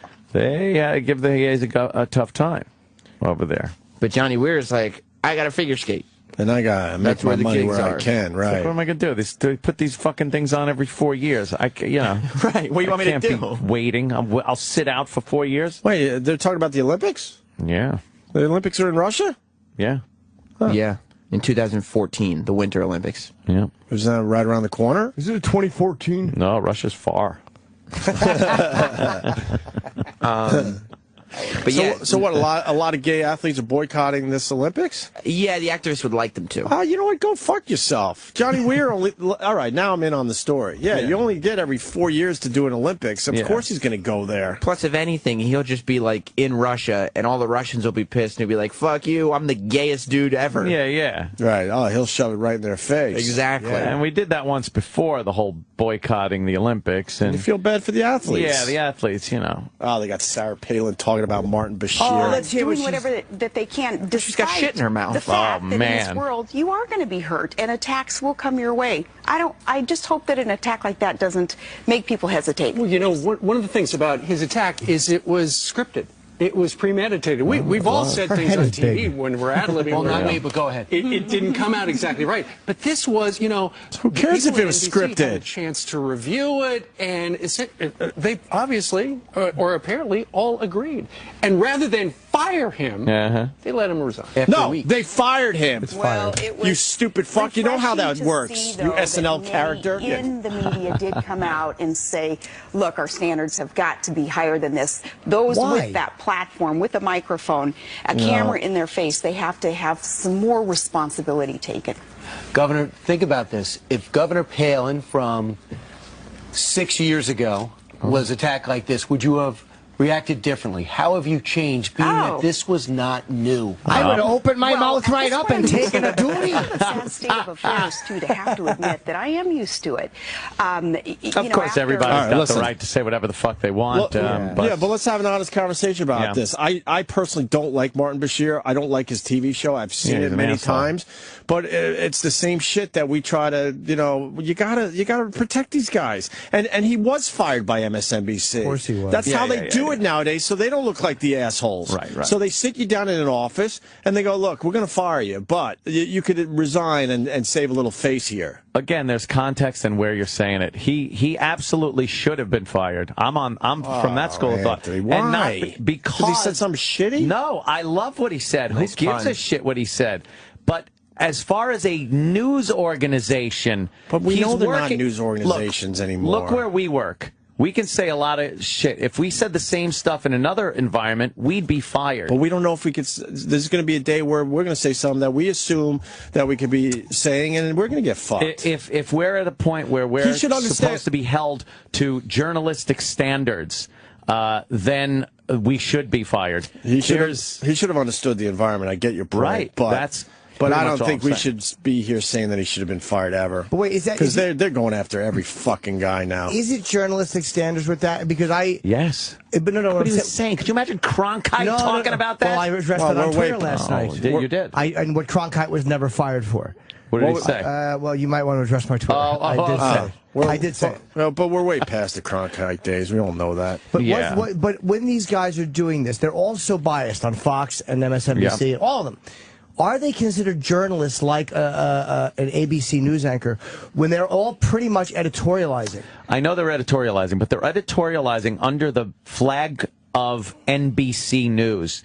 And they first of all, they get away with shit that's amazing that NBC doesn't crack down and go, are we supposed to have any journalistic and integrity left with our news organization when this shit's going on? But then when it reaches a point where he's talking about that under the realm of NBC News, the umbrella of fucking Tom Brokaw and everything, you gotta fire. But they don't have integrity. As soon as they hired, as they hired Alec Baldwin to do a fucking news show, they don't have integrity. I know they so don't. It's bullshit, fake integrity. Exactly. It's all phony. But aren't they more like news magazine shows now? Like the primetime shows aren't really like news. I don't look at any of those channels as news programs. Because like Red Eye's not a news show, but it's technically under the Fox News banner. I'm just saying that it's the news integrity. If you go to NBC News, which runs MSNBC, they're still under this fucking flag of NBC News. If you go to the head of NBC News and say, so, do you guys think you have journalistic integrity? He will fucking say, yes, of course we do, and cite all kinds of awards and everything else. So they have to fire this guy. Even though it's fake, it doesn't mean shit. The next guy's going to say something twice as bad or something. But they have to fire these people because they have to uphold their standards. What if somebody says something on Red Eye? that's technically Fox News, and you got Fox News correspondents. I've been on Red Eye plenty of times, and I've had Gregg say, we can't say that, we can't go there. I've had my notes say But one of these times, you're going to get burned, and it's not going to be up to Gregg, and it's going to be Fox. And that's true. Yeah. And it shouldn't be happening. It's I'm sorry. Stuff. Well, sometimes. How come? This was my point. I was on Twitter, kind of just bullshitting yesterday. But how come Walter Cronkite was never fired when he said that he wanted to fill Betty Ford's cunt with yams? Why wasn't he fired for that? It's a very good question. We really got to look into that. Can I hear the audio of that? It's hypocrisy, is what it is. Betty Ford's cunt should be filled with yams, and the war is lost. And they concentrate on that stupid war. The war is lost. And MSNBC is basically telling their viewers, you're not going to see anything, special here. You're not going to see real opinions or people getting edgy or speaking their minds here. Well, they're basically telling everyone, don't worry, we're going to play it extremely safe on our network. Well, their idea of edgy, I think, is a little different than one of their guys saying, that Sarah Palin should be shit on and pissed on. Well, Bashir, he should have been fired because he just did a shitty show. I did try. It's monotone and extremely just boring to watch. But she made the slavery. It was a dumb analogy, but it wasn't made to be racist. It was made because she's a dope. Right. What was the actual quote by Martin Bashir? The one that got him in trouble? Yeah. He said, and I'm paraphrasing, he said that she should have her mouth shit in. He said, and to prevent her from moving, you put one foot on her forehead and the other on her cunt. Oh, wow. He said really all harsh. That. All right, maybe I see it Anthony's way. I was like, oh, my God, Martin, why are you saying these things? I better get the yams and Betty Ford's cunt. In April 1750, and assumed the position. So he's talking about slavery in reference to Sarah Palin, referencing slavery. Right. And he's trying to educate her on how bad slavery really was. Right. Position of overseer at a major plantation. What is most shocking about Thistlewood's diary is not simply the fact that he assumes the right to own and possess other human beings, but is the sheer cruelty and brutality of his regime. In 1756, he records that a slave named Darby catched eating canes, had him well flogged and pickled, then made Hector, another slave, S-H-I-T, in his mouth. Oh, first of all, the fact that a grown man spells out shit on television. Right. So fucking. He's hoping the people that would be offended by that word can't spell. They can't spell. Any fucking 4-year-old that's watching the news, that's watching MSNBC. What shit? What fucking children? It's not an FCC violation. No. What fucking a country of children we are. Go ahead. Known as Darby's Dose, a punishment invented by Thistlewood that spoke only of the slave owner's savage. So this was actually something they did on a regular basis to slaves. Again, no, it's one instance that was written in a diary. Who knows how widespread it was. Flogged Punch well, and then washed and rubbed salt, pickle, lime juice, and bird pepper. Made Negro Joe piss in his eyes and mouth. I could go on. I could go on. When Mrs. Palin invokes slavery, she doesn't just prove her rank ignorance. She confirms that if anyone truly qualified for a dose of discipline from Thomas Thistlewood, then she would be the outstanding candidate.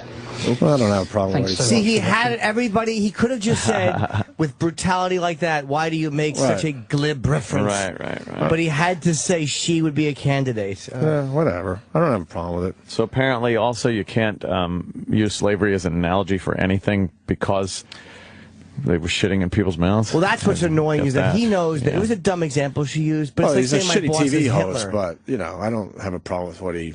Yeah, I don't think he should be fired for that. He knows she didn't mean it literally. Like it's like he should be fired if people stop watching because they're so deeply offended by what he said. Of course, that's how it should be. Then nobody's watching. Of course, in the end, that's how it should be. But now I know, as someone that flips around, that I'm not going to see anything too interesting on MSNBC. They're going to play it extremely safe when they're having these discussions. You talk about integrity. Like, the whole reason that he got hired was because he made the exploitative Michael Jackson documentary. Right. That's why he's famous. That's why there is no integrity in news. They're all lying to each other. They got him and Reverend Al. An ounce they of have integrity. Reverend Al, Martin Bashir, and Alec Baldwin. Explain the news integrity again to me, please. That's the news I don't get team. it. It's all fake. They're all in they were in solid, positions over there too. It's all bullshit. It's all fake integrity, but in their fucking little world, that's what they have to uphold. But then why would they go and hire those people to begin with? Oh, because they have their own fucking rationalization as to why they have people like Reverend Al. Reverend Al isn't the race-baiting fuckwad fat bastard he was years ago. He's the community leader that he fucking sits with the president. The president listens to what Reverend Al has to say these days. I kind of think that's crazy. Of course it is. That's a little But crazy. that's why they have him on there. Right. I mean, CNN hired Piers Morgan, honestly, because he was on Celebrity Apprentice and America's Got Talent. Right. Yeah. You know what I mean? Yeah, there's no integrity across the board. Oh, Piers is a better interviewer. Stop Piers already. turned out to be a decent interviewer. Like I like the fact that He's a very good interviewer. Yeah, he does a good He job. might rub you the wrong way, but he's asking a lot of tough questions. He's got balls, more balls than most of those people. Yes. Definitely. I don't know. I just don't like seeing any of these guys get fucking fired. It's ridiculous. No, I don't like seeing anybody get fired, but I see why they fired him. Yeah. Like if Ian Halpern were successful at his things, he would be Martin Bashir. He could get a job at MSNBC and, Which would be great. Now, I got a fair question, Ant. Like you're a Fox guy, obviously. If this happened, Foxy guy. If this happened on Fox, would you think the same way? If one of your guys over there said that, it would all depend on what they obviously said. they're not going to say anything like that. Like something similar, because obviously they're not going to attack Sarah Palin that way ever over at Fox. Well, here's what happens when somebody on the right gets jammed up for something they say. They're fired fucking immediately. It doesn't have to go through the 2 weeks of rigmarole like it did with this guy. Because they're sensitive over there. So that went down. And they get fired for things like just plain discussing race, and maybe saying something that's factual but offensive to certain people. Well, none of them should get fired. Well, I don't think. No matter what side you're on. I don't think you should get fired for having a discussion about race or anything really. He got fired. The NBC says he resigned, but we all know what happened. Yeah. And the reasoning was he said something that insinuated that she should have her mouth shit in and her eyes pissed in. Yeah. And that is over the line for a news organization. Well, he was picking extreme examples of slavery, though, because she brought the slavery thing. But he picked extreme examples and then said that she should have to also go through that.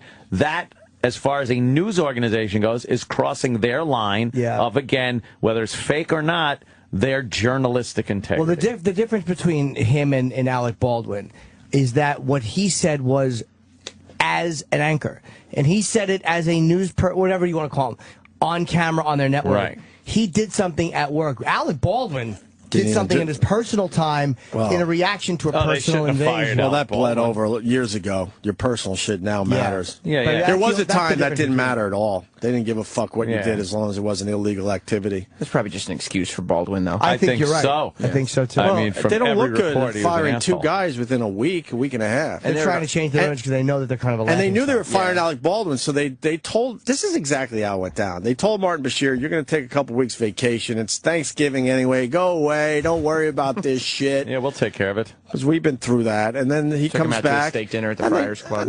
And then they sit him down, and then they go, hey, this is going down, but you could be the one that says you're resigning, or we will be firing you. Right. So it's up to you.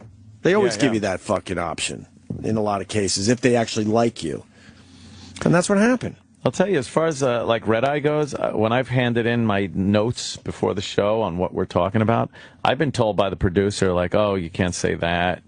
Like, don't refer to them, to the prostitutes, story about prostitutes, as whores.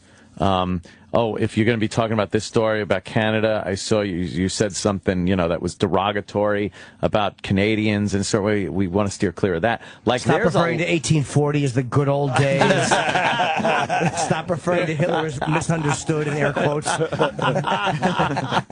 There's plenty of instances where, yes, even a show like Red Eye has to adhere to Fox News That's true. Don't you think there are a lot of standards? Don't you think there are a lot of moments that if you pulled them out of context and said, "Look what's on Fox News," and not mention that it's on late at night, and not mention that it's supposed to be a funny show, that you could twist it? And You say, could, but he wasn't. The difference is, and I don't want to see the guy fired, but I get why because he was not taken out of context. He was quoted perfectly in the context of what he was saying. Yeah. And in fairness, if somebody on Fox came out and gave the example about Michelle Obama, and in any way, or Hillary, hinted that they should have their mouths shit in, gone, they would be fired. Gone from the business. True. But his backstory leading up to that, he did a lot of research and he came up with a bunch of examples. So I think he really felt like he had his ass, covered on that one. Boy, he did so much work to try. He was probably it was exhausting. It took a long time to get to what he really wanted to say. He was like, "Look, I really want to go on the air and say that Sarah Palin's mouth should be shit in. How can I get this out?" He was probably working on it for months. Exactly. Look, and people calling in saying he sat down and wrote this out in advance. We know that. But I don't care if it's if you're writing it in advance or at the top of your head. Which also means that it went through approval processes. Maybe. And I think it sucks you guys get notes back at Fox too. That's a nightmare as well. You know why? Because it's it's the news. It's the culture we live. It's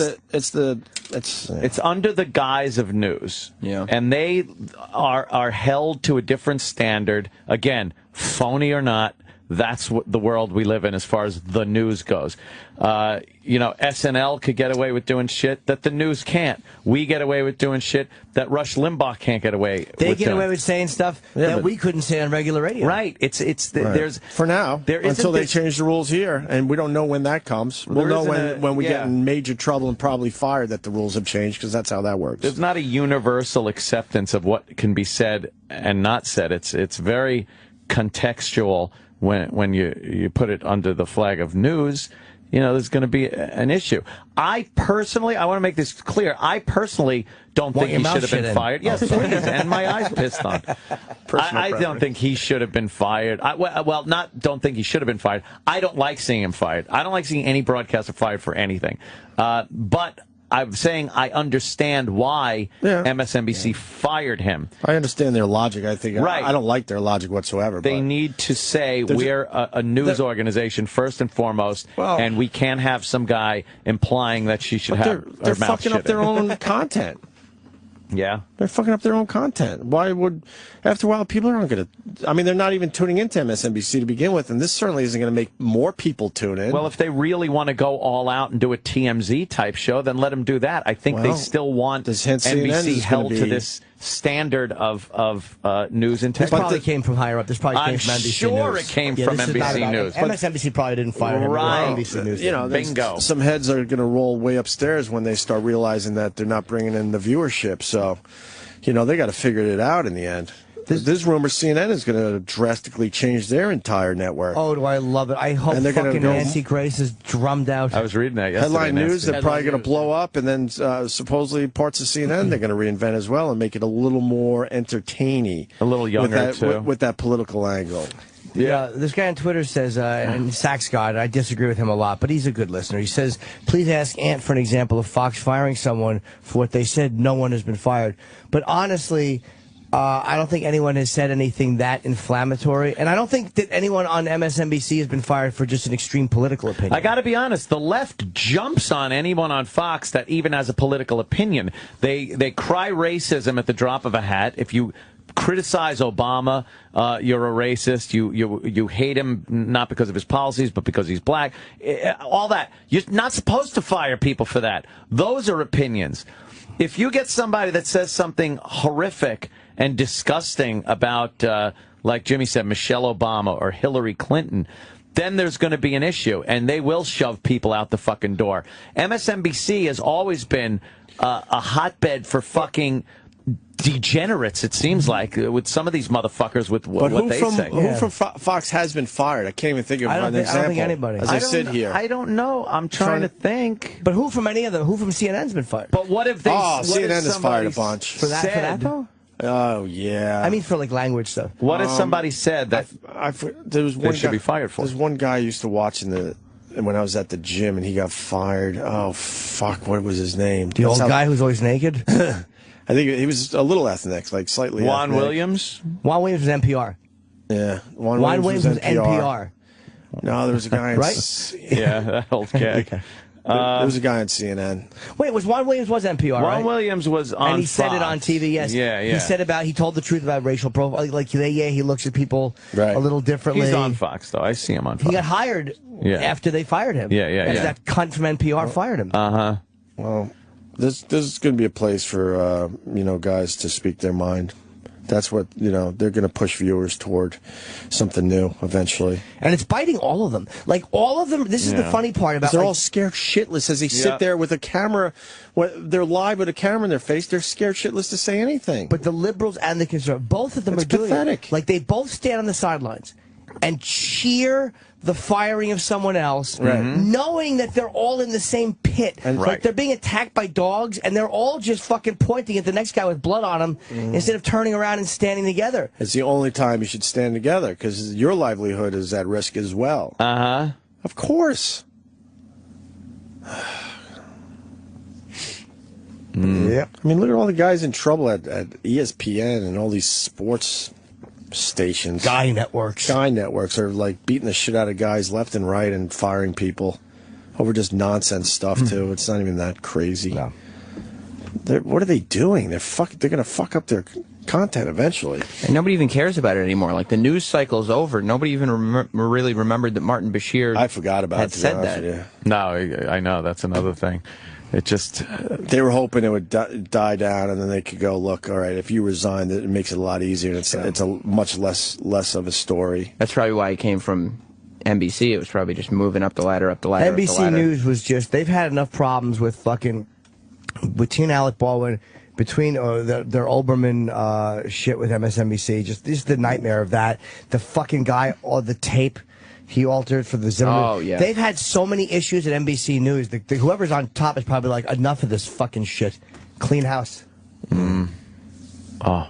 And Jeff Zucker. Victoria's Secret show. What's that? Victoria's Secret show. Oh, how naughty that must be. These fucking were we invited? models. We weren't invited, were I don't we? think so. Oh, thank you. Rick Sanchez, thank you. Yeah, he was fired from CNN. CNN, right. What did he say? News. He performed his namesake on some... Thank you, you're right. What did he say? Brian Johnson, 32 on Twitter.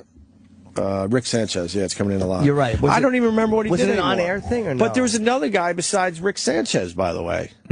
There's another guy. Here's a guy. I wish I could...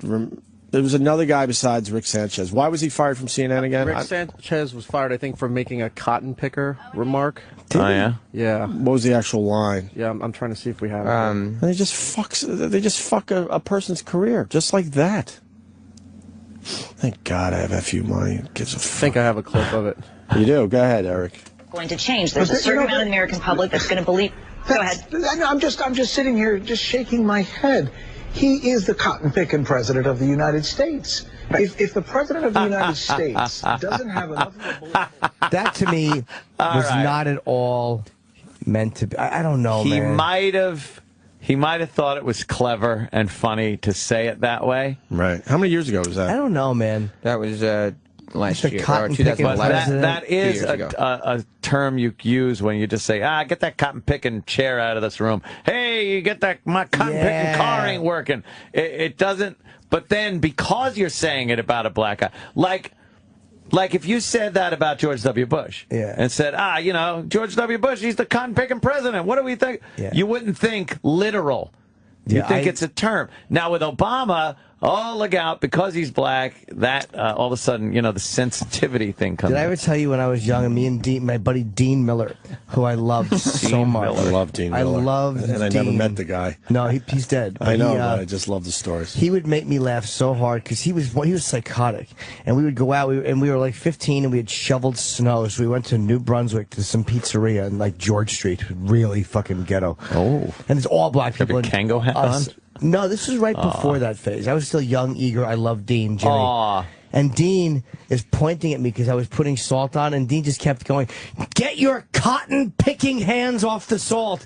Put down that cotton-picking salt." Oh, no. And it was literally that loud. And he was just, I'm like, what, do you think that no one knows what you're doing? Oh, no. He was a crazy motherfucker, man. He was crazy. With some people looking? I don't remember. It's not a great story. It's the only cotton-picking story I have in my whole life. At least I have one. You do have one. What are the odds of having a cotton picking story that ties in with this? Slim. Lou Dobbs was pushed out of CNN as well. Thank you for that. Someone else from Fox, they said, because of his Heath Ledger commentary? Brian Gibson. I don't know what that was. Was fired from Fox for his Heath Ledger commentary. Heath Ledger. Brian Gibson. And then there is another guy I'm thinking of, and I believe it was CNN, and I can't think of his name. Glenn Beck was fired, but that was some weird fucking Why thing. was he fired? That's right. It wasn't something he said He was or big anything. on Fox, wasn't he? Yeah, there was some contractual I heard thing. that he cried through a live read, and they knew that he was just fucking nuts, and they had to get rid of him. Oh, boy.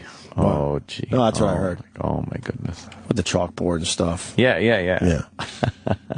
I think it was for chalk or something. Oh, for chalk. no. Yeah. They try to eat the chalk, I think. But oh, no. You got the Brian Gibson. No, it's just Brian Gibson? I believe so. Oh. From Fox? No, from Timbuktu. Rick Sanchez did an all right job for CNN, too, and they just fucking destroy his career over one dumb thing, and they don't even think about all the other body of work the guy had, where he was well within the lines. He said something douchey about me one time, or some tweet I had sent out. I don't remember what it was. But one thing and your whole career is destroyed? That doesn't seem right. It really doesn't. John Gibson. What did I say, Brian? Yeah. Yeah, John. What do you say about the Heath? Man, he played a great Joker. Oh, my God. It was just amazing. Oh. Fucking amazing. I do a good impression of that Joker, by the way. Not that you want to hear it, but I do a really good Joker. Can I hear it? You want to know how I got these scars? That's dead on. That is pretty good, man. Wow. Best cotton picking performance ever. He was on his radio show. Oh, fuck. Yeah, and he called. Of course, they get rid of radio guys way before TV guys, so fuck that one. You don't even have to read it. Well, what did he do? I don't know what he did, because I might have found him TV for it. He said he called Heath Ledger. He called Heath Ledger a weirdo with a serious drug problem, and when he made fun of "I wish I knew how to quit you" line from Brokeback Mountain, and said, "Well, he found out how to quit you." Boy. Just trying to be funny. See what's going on there? There's just someone just trying to be funny. And whoops. Sorry for trying to be funny. He was the guy who was worried he was going to get fired when Patrice was on his show. That's all right. True. Yeah. All right, well, you know what? Going in a break, we should, even though it's a visual, but it does work as a radio bit as well. Chip Baca, the Coke Logic animation is amazing. Go to Coke Logic's Twitter, Coke Logic on Twitter, and I'm sure there'll be a link for it so you could find it for yourself. But the animation is terrific. There's so many cool little things to look for in the background. Yeah. They got Jimmy in the background doing the da-da-da-da dance. Where's that? Well, that's on the wall. That's Ted Scheckler. Yeah, Ted Scheckler. Oh, wow. What else is on the wall? He's going, da-da-da-da. There's a photo in the bottom right of Opie and Voss golfing together. I didn't catch any of this stuff. And you got Tippy Tom on the wall. Tippy Tom. Larry King, now you can tell it's the top of his head. Right. That's the Demented World gold record. What's above my head in the left corner? What is that? That's me with Mick Foley and a giant picture of Vince McMahon behind. Oh, okay. Yes. I'm a little far away from the monitor. Bunch of wow stickers. The chicken. And don't. Oh. We're talking. And the chickens from that animation. But the animation from Coke Logic, fucking great. I don't like that he's aging our animation characters, by the way. Go fuck yourself. The Flintstones look the same for 25 years. Look at the little South Park kids. Yeah, let us stay young as in animations at least. I see what he's doing. There's some program where you fucking start adding a wrinkle or two and some smeary shit on the faces to make them look older. How come there's Jabba the Hutt, not Jabba the Condo or something? We're going to play the bit. We don't have to do the bit if we're going to play the bit. But no, it's good to lead into it. Sounds like you need that. With some humor. Hock up some phlegm or something. Family Guy, fucking The Simpsons. They haven't aged on The Simpsons, and they've been on for what, 48 years? Yeah, is it? I believe E-Rock? it's 52. 26 years. They didn't age at all. But this Coke Logic feels like he has to age our animation characters. He's right though. Yep. I mean, you do, Mine has not aged in this one. Yeah, I saw that. Because I'm wearing a Max. But check out the animation. Coke Logic on Twitter. But it also works for the radio. We'll go to break with this. We got a little bit. Did we do everything for today? Fuck yeah. Oh, no. What is that? Chip Baca. Yeah. Millennium Falcon. What they call it, like the Millennium Eagle. Yeah. Han Solo. How come he doesn't have friends? Or something. What the fuck? Fucking Yoda. Fucking green with envy.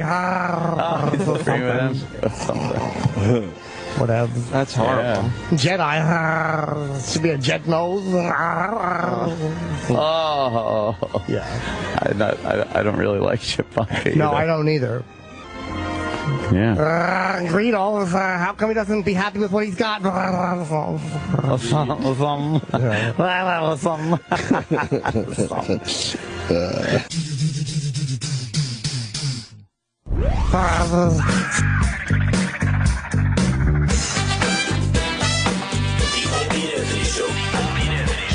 Continues in moments. Come on. Want to remind people the Opie and Anthony podcast. This week it's the best of Tippy Tom, our homeless friend that unfortunately also has fucking died. Met his demise. A lot of guys that have done this radio show have died. I was thinking about it the other night.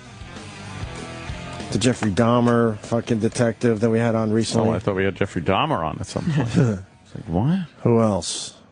Patrice, Greg Giraldo, race car driver, Mike DiStefano, a race car driver, Duncan Michael Clark or Clark Michael, whatever, however fucking combination that Michael goes Clark in. Duncan, Right. Steve C. Oh, it's just Tippy Tom, of course. Oh. Holy fuck! Wow. What about I'm sure we're missing a few. We never had Fast and Furious guy, right? No. It'd be nice if we could add Sandy Kane to that list. Oh, wouldn't it? Whoa! Have fun with that lawsuit because she's a real pain in the ass. Oh, What, sorry, Ryan Roberts. You see what they're doing with the Fast and Furious? List of guests on the show. That's all. Yeah, Have you seen that? died. The commercials. Oh, They're trying to sell the DVD, and you know that they're just like, oh fuck, we need this, like we need a fucking hole in the head. Right. We still got to sell the DVD. So now the commercial, instead, their commercial was going to be like, Fast and Furious jigs, yeah, man, fast driving, crazy motherfucker. Now it's like this somber music. Fast and Furious 6. Portions of the proceeds will go toward. Of course. So they got to sell this movie with like this. Because the two have to now be connected. I know. Why can't you just sell the movie because it was a cool movie that he did obviously before he died? It's an action like car movie that they're selling the DVD now with this somber music and just like pictures of the cast, no cars, no nothing. Can I see it? I haven't seen this commercial yet. See if you can find it. And they also stopped production on number 7. Did they? Fast and Furious 7. But you know damn well eventually They'll go back to it. You know, they'll hose some shit down, let a little time go by, and then they'll figure out an angle why they have to make Fast and Furious 7. Are you kidding me? There's way too much money involved. Well, the same they did with Heath Ledger's last movie. When he died, they wound up wrapping around. Remember we had, the Monty Python guy was in here. Oh, and they're getting... Terry Gilliam. Yeah, he was an interesting guest. Yeah. And they had to kind of figure out a way to work that without Heath Ledger. So, they're saying it's the right thing to do, of course, but eventually they will finish Fast and Furious 7. And we're also learning that he was alive right after the crash, just burning alive. He might have been knocked out. He might have been knocked out. Hopefully he was knocked out. Yeah. Ow.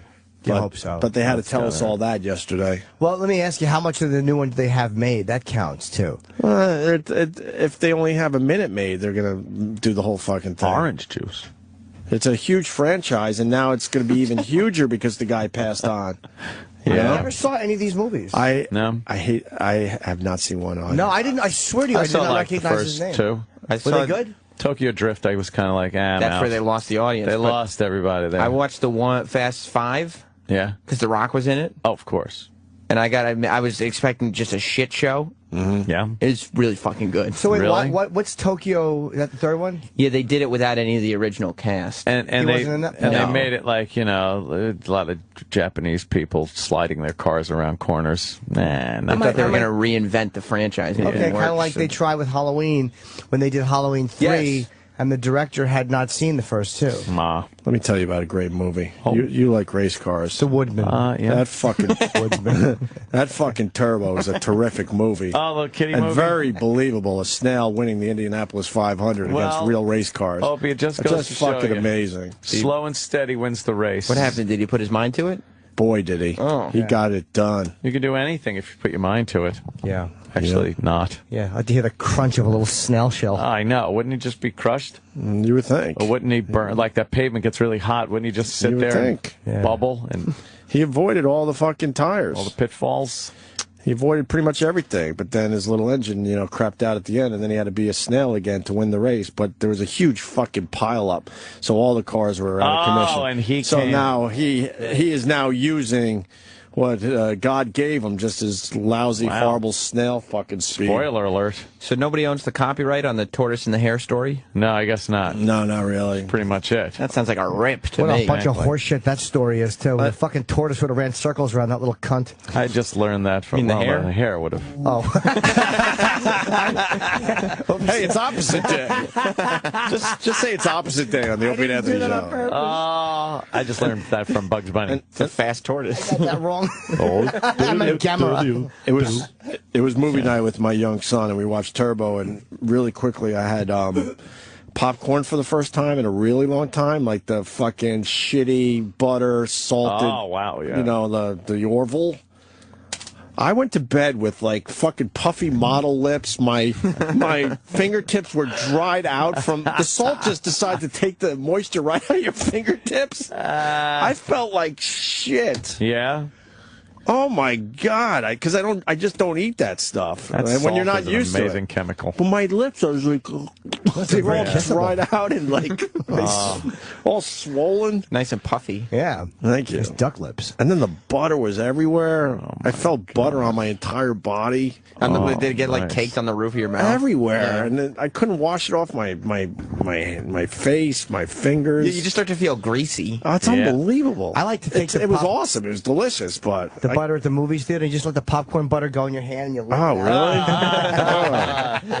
I don't eat butter and salt for the most part, so that was a doozy last night. That's where you got to keep eating that stuff. It's like immunity to it, and then eventually you just die from it. Can't you eat?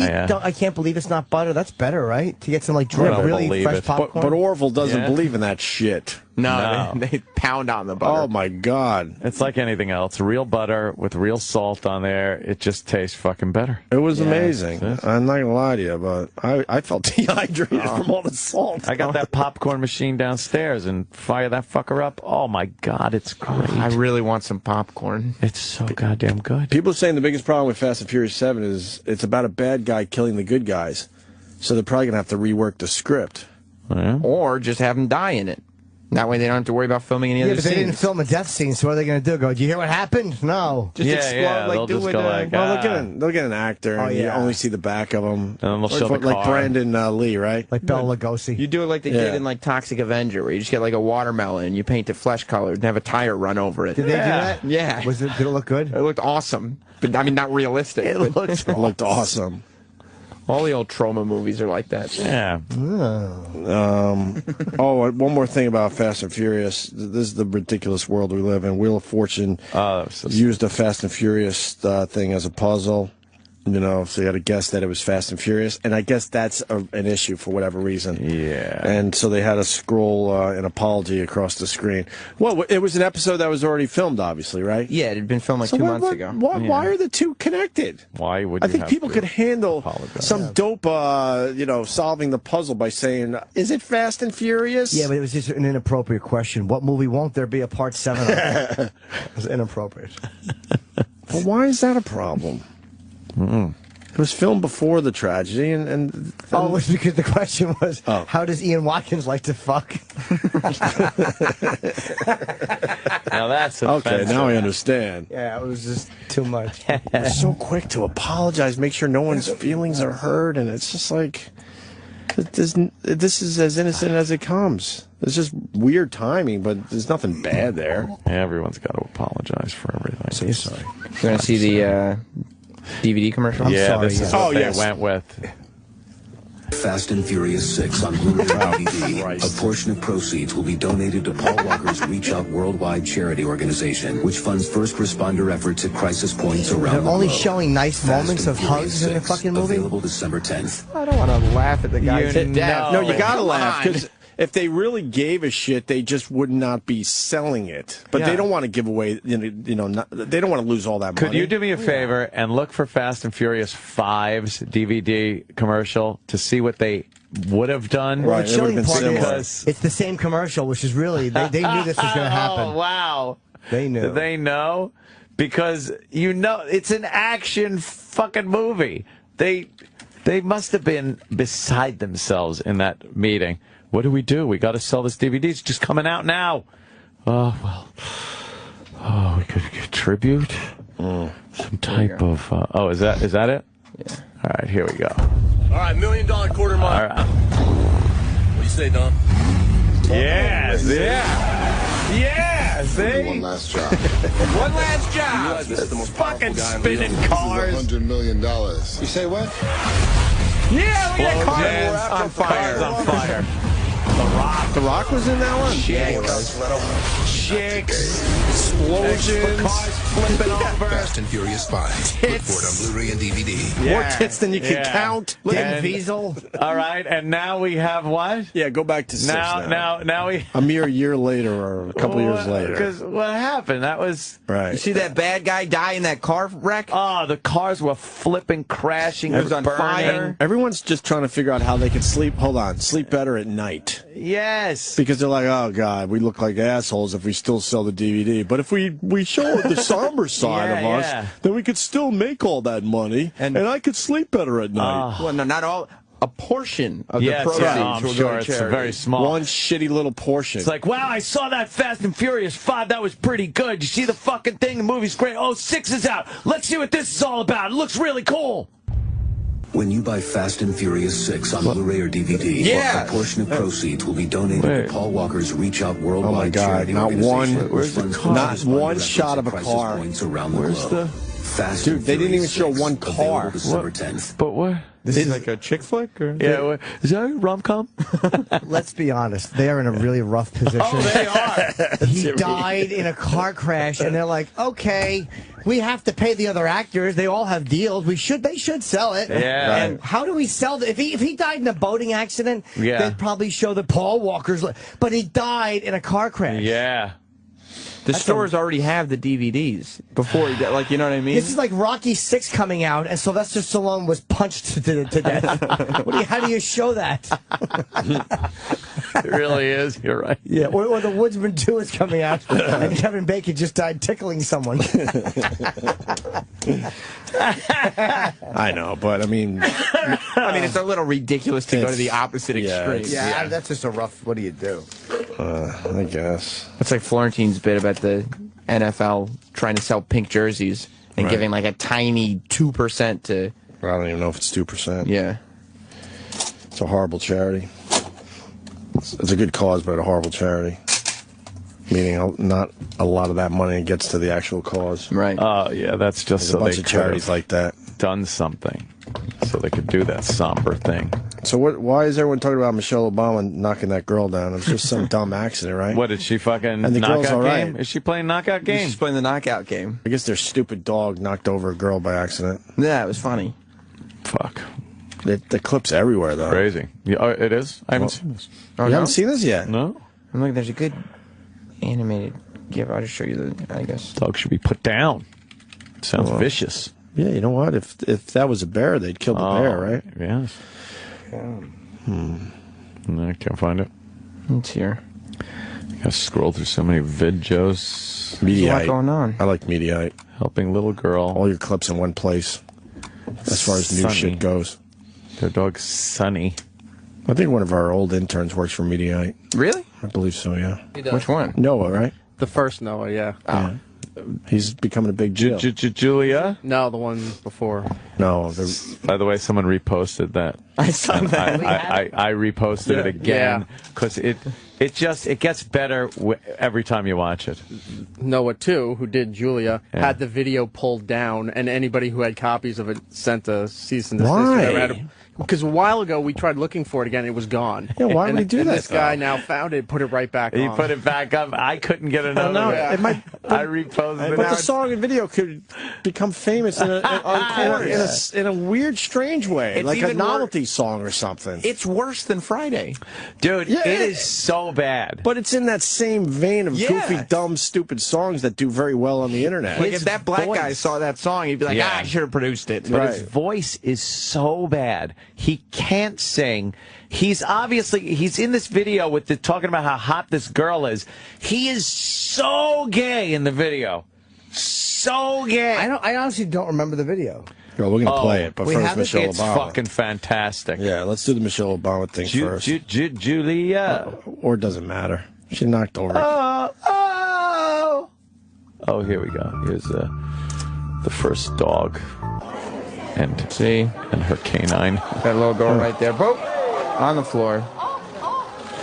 That's it? That's it. Little girl got knocked down. She's not in the walker, though, is she? Poor little white girl. This was racist. That's that little kid. This was a racist attack. And then she pets the dog. Everything's By the way, we forgot to add some people to our list. Dead people? Yeah, that Ant was trying to ignore it, but it's a good list to continue. Sniper guy. Chris Kyle. Yeah. We also the race car driver.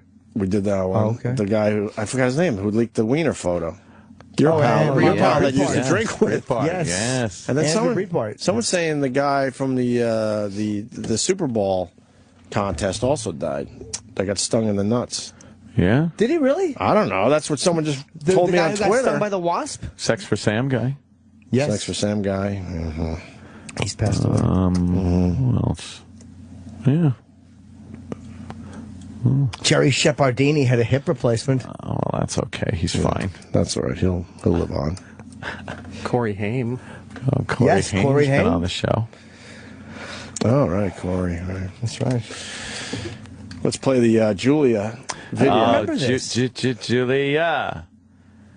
I like this kid. He was all right. Dude. What? Why you say that, Sam? Because this is Strawberry Shoes. That was that guy. Fucking video. Well, this intern, he's the one who would show up for work all dressed fancy because he was a rich kid. Yeah. Right. And he just got under Oprah's skin in the worst possible way. And he had everything handed to him. I hate those type of people. And you started throwing chocolate-covered strawberries in his suede shoes. Really nice suede shoes. We assessed his outfit, and his one-day outfit was worth over $2,000. Jesus. Just to come into intern. To intern. Well, look how his video starts. That's Beverly Hills. Rodeo Drive, and he's in a Rolls Royce. The Rolls pulls up. Even if you rent a Rolls Royce, that's expensive. Oh, yeah. To rent one for the day. The quality of the video, like cinematic quality, is very good. So it must have cost some money. Production value. There's chicks and stuff. And the production value prances around like a Mary in this. And his voice is terrible. Whatever happened to this kid? I don't know. Apparently his music career is going very well. Yeah. But the production value of the song is good, too. He paid producers a lot of money to make this sound like a real song. They should have gotten a real singer then. Because he's terrible. Do you remember the video? I don't know. Wait, there's a Rolls Royce. Is that a Rolls Royce? That is. It's a Rolls. Rolls. Oh, okay. Rodeo Drive. Cool. Let's take a look, shall we? Show Jimmy. He's pulling up. Oh, yeah. Look out. Cool. A little establishing shot. Yeah. Nice. Whoa, look at those tires, man. Oh, yeah. Now it's Julia, J-E-W. L-I-A. License plate. Listen to his voice. Look, he's dancing. He's all off Kate. Okay. He's got a cane and a top hat. And white gloves.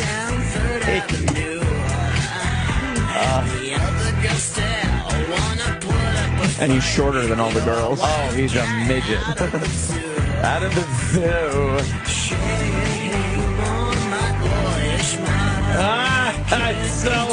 It's so Femi. He wins the Femi. He does. He wins the Femi. This song wins a Femi. He makes everybody feel like they could be a singer, too. Oh, yeah. Oh, he's dancing. He's dancing well. It's professionally done, but his girls are kind of shitty. Yeah. It looks genuine the way they're all into each other. Oh, yeah. He's tiny. He's so femme. But he likes girls. Look at all the girls around him. He's not fooling anyone. Yeah. This is good. Sing along. Oh, shit. Julia.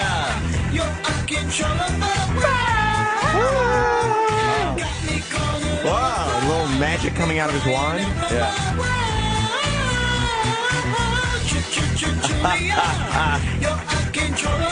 He's laying in a going fucking shopping. Yeah. With the girls. Yeah.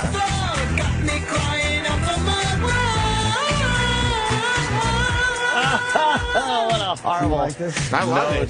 I kind of like it. And then they got somebody else dancing. This should be viral. Should be huge. I'm serious. He's a moron for taking it down. But he should be on Jimmy Fallon's show singing this song. It would go viral in a way maybe he doesn't want it to go viral, but this Just take it. This would so go viral.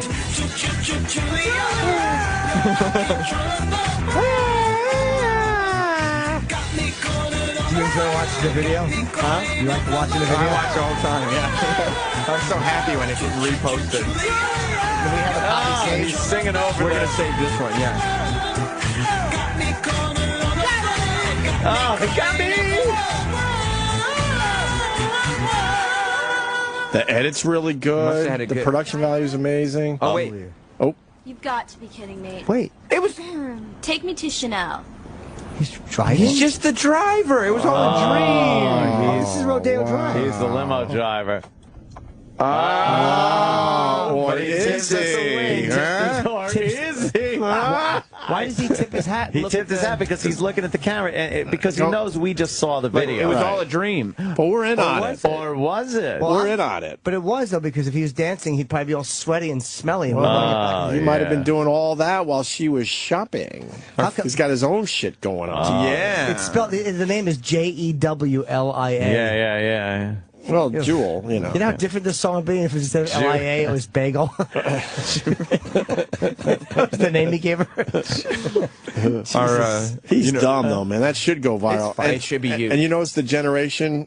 That's a different. That's a the pop music. You mean? No, the video itself. It's losing quality because it's generation after generation. Because he keeps pulling it, and then someone finds it somewhere, but it's not as good as the original copy. That's the 2013 version of the VHS dub. How old is exactly? That's sort of what. Exactly what I was trying to say. How old is the original? That thing's got to be 7 years old by now. He did it pretty quick after we, 2005. Do you think he was embarrassed by it? Yeah, I think he was very embarrassed by it, especially I think his real problem was the response it got. And the fact that it did gain a certain notoriety on this radio program. Yeah, but it was ready to get notoriety everywhere. 100%. It was ready to cross over. I'm telling you, it's just what the internet likes. If he put this out full quality on his channel. Right. And just accept that, I mean, one of the late night guys would get it. Fuck yeah. And he'd become huge. You know, our female intern was getting all lathered up watching it in there. Who, Nikki? Nikki, yeah. She likes stuff like this. She's getting all excited. She likes pop music. Does she? Yeah. That was terrible. You're just fucking making shit up. She was watching it. Oh. Can you ask Nikki what she thought? Nikki, what did you think? Come here. What do you think of Julia? I think he might be a little gay. What? Did it come off like that in the video? Yes. What about all the girls that were with him? Yeah, man. That doesn't mean anything. No? No. He was shopping with them, though. Yeah. Right, shopping with him. Oh. He was touching them and stuff. Yeah, they were dancing. Did you see they the were gloves? dancing with each other. It was a little awkward. He looked a lot gay. That's why I think it would be an amazing hit. Yeah. And he's walking everywhere on these late night shows with a girl on his arm. Right. He's the new Liberace. Any women in your life? I don't know. I thought it was well produced and enjoyable song. It's extremely well produced. Would you put that on your iPod? Yes, I would. I would love to know who did that for him. Yeah. I think it was people with some real credits. Would you have him on the show as an artist, as a guest? Hell yeah. In a fucking second. What if he said, I will only talk about my song? I would say, and video. We'd like you to come in at 6. Spend as much time as you like.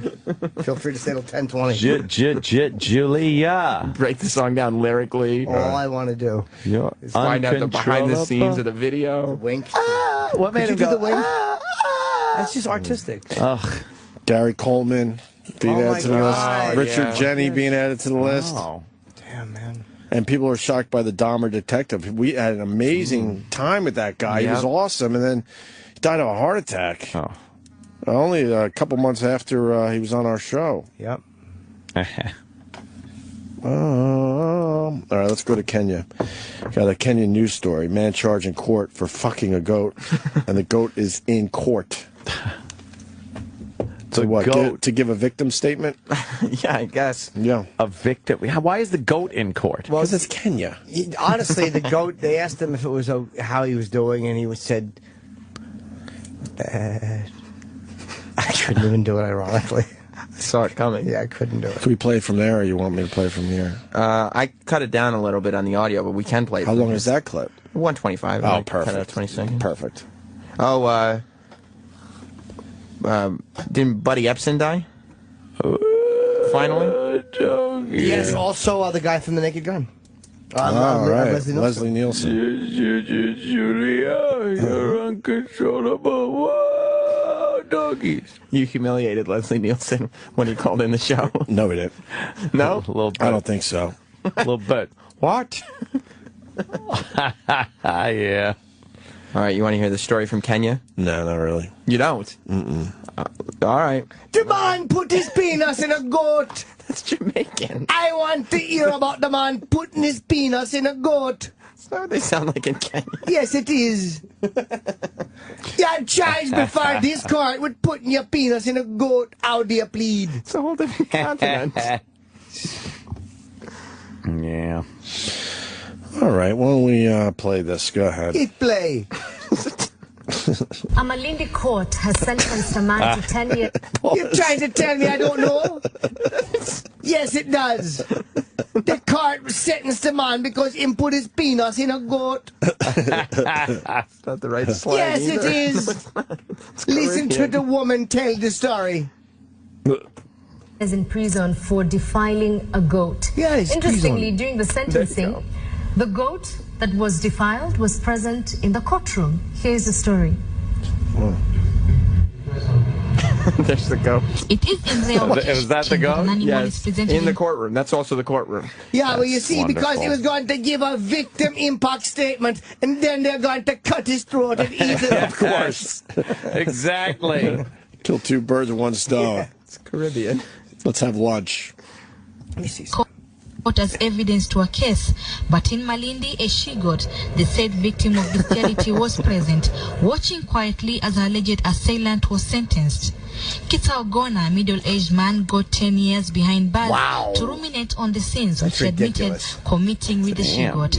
Members of public inside the courtroom were shocked when the accused made the confession. But what surprised them more was the sentence.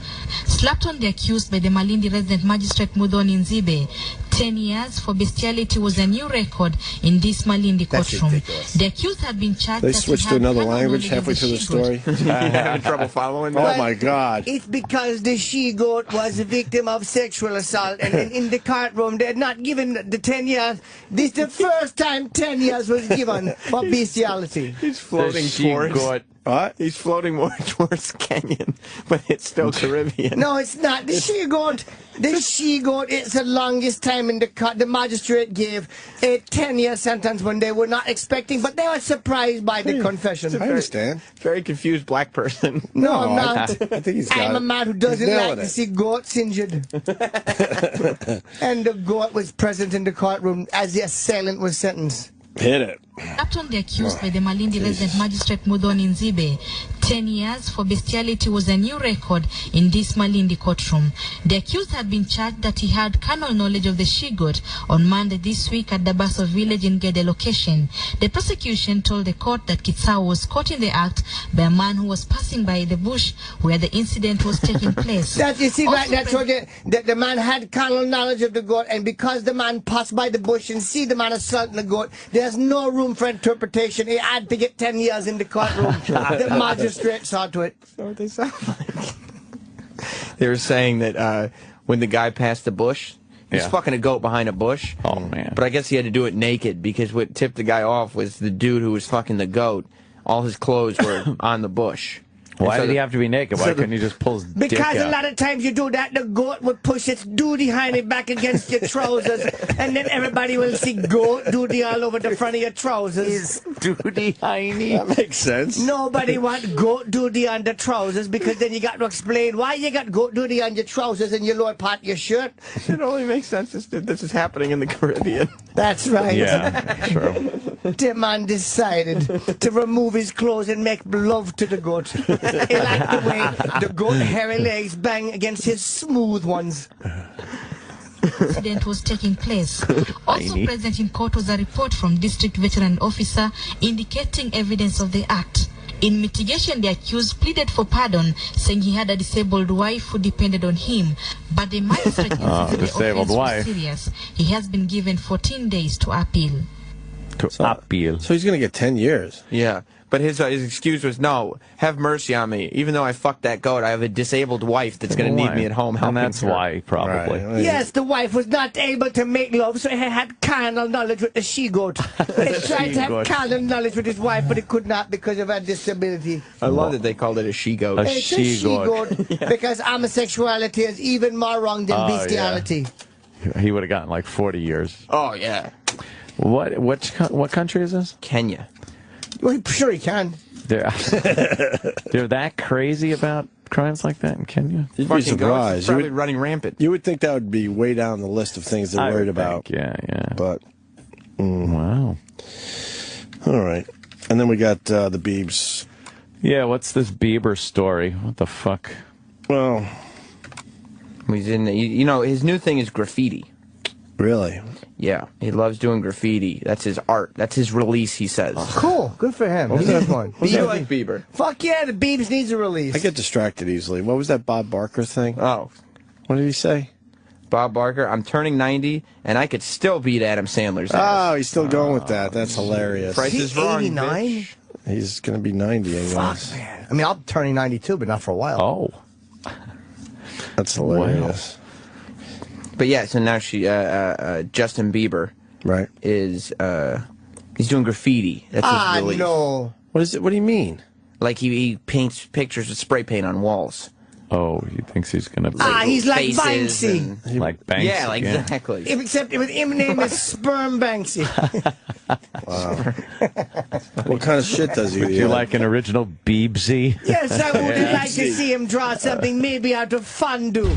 Chocolate fondue. Want to see some of his work? What kind of shit does he do? He does like funny faces. Is his fan base eating it up? The girls, they love it. Do they? Yeah.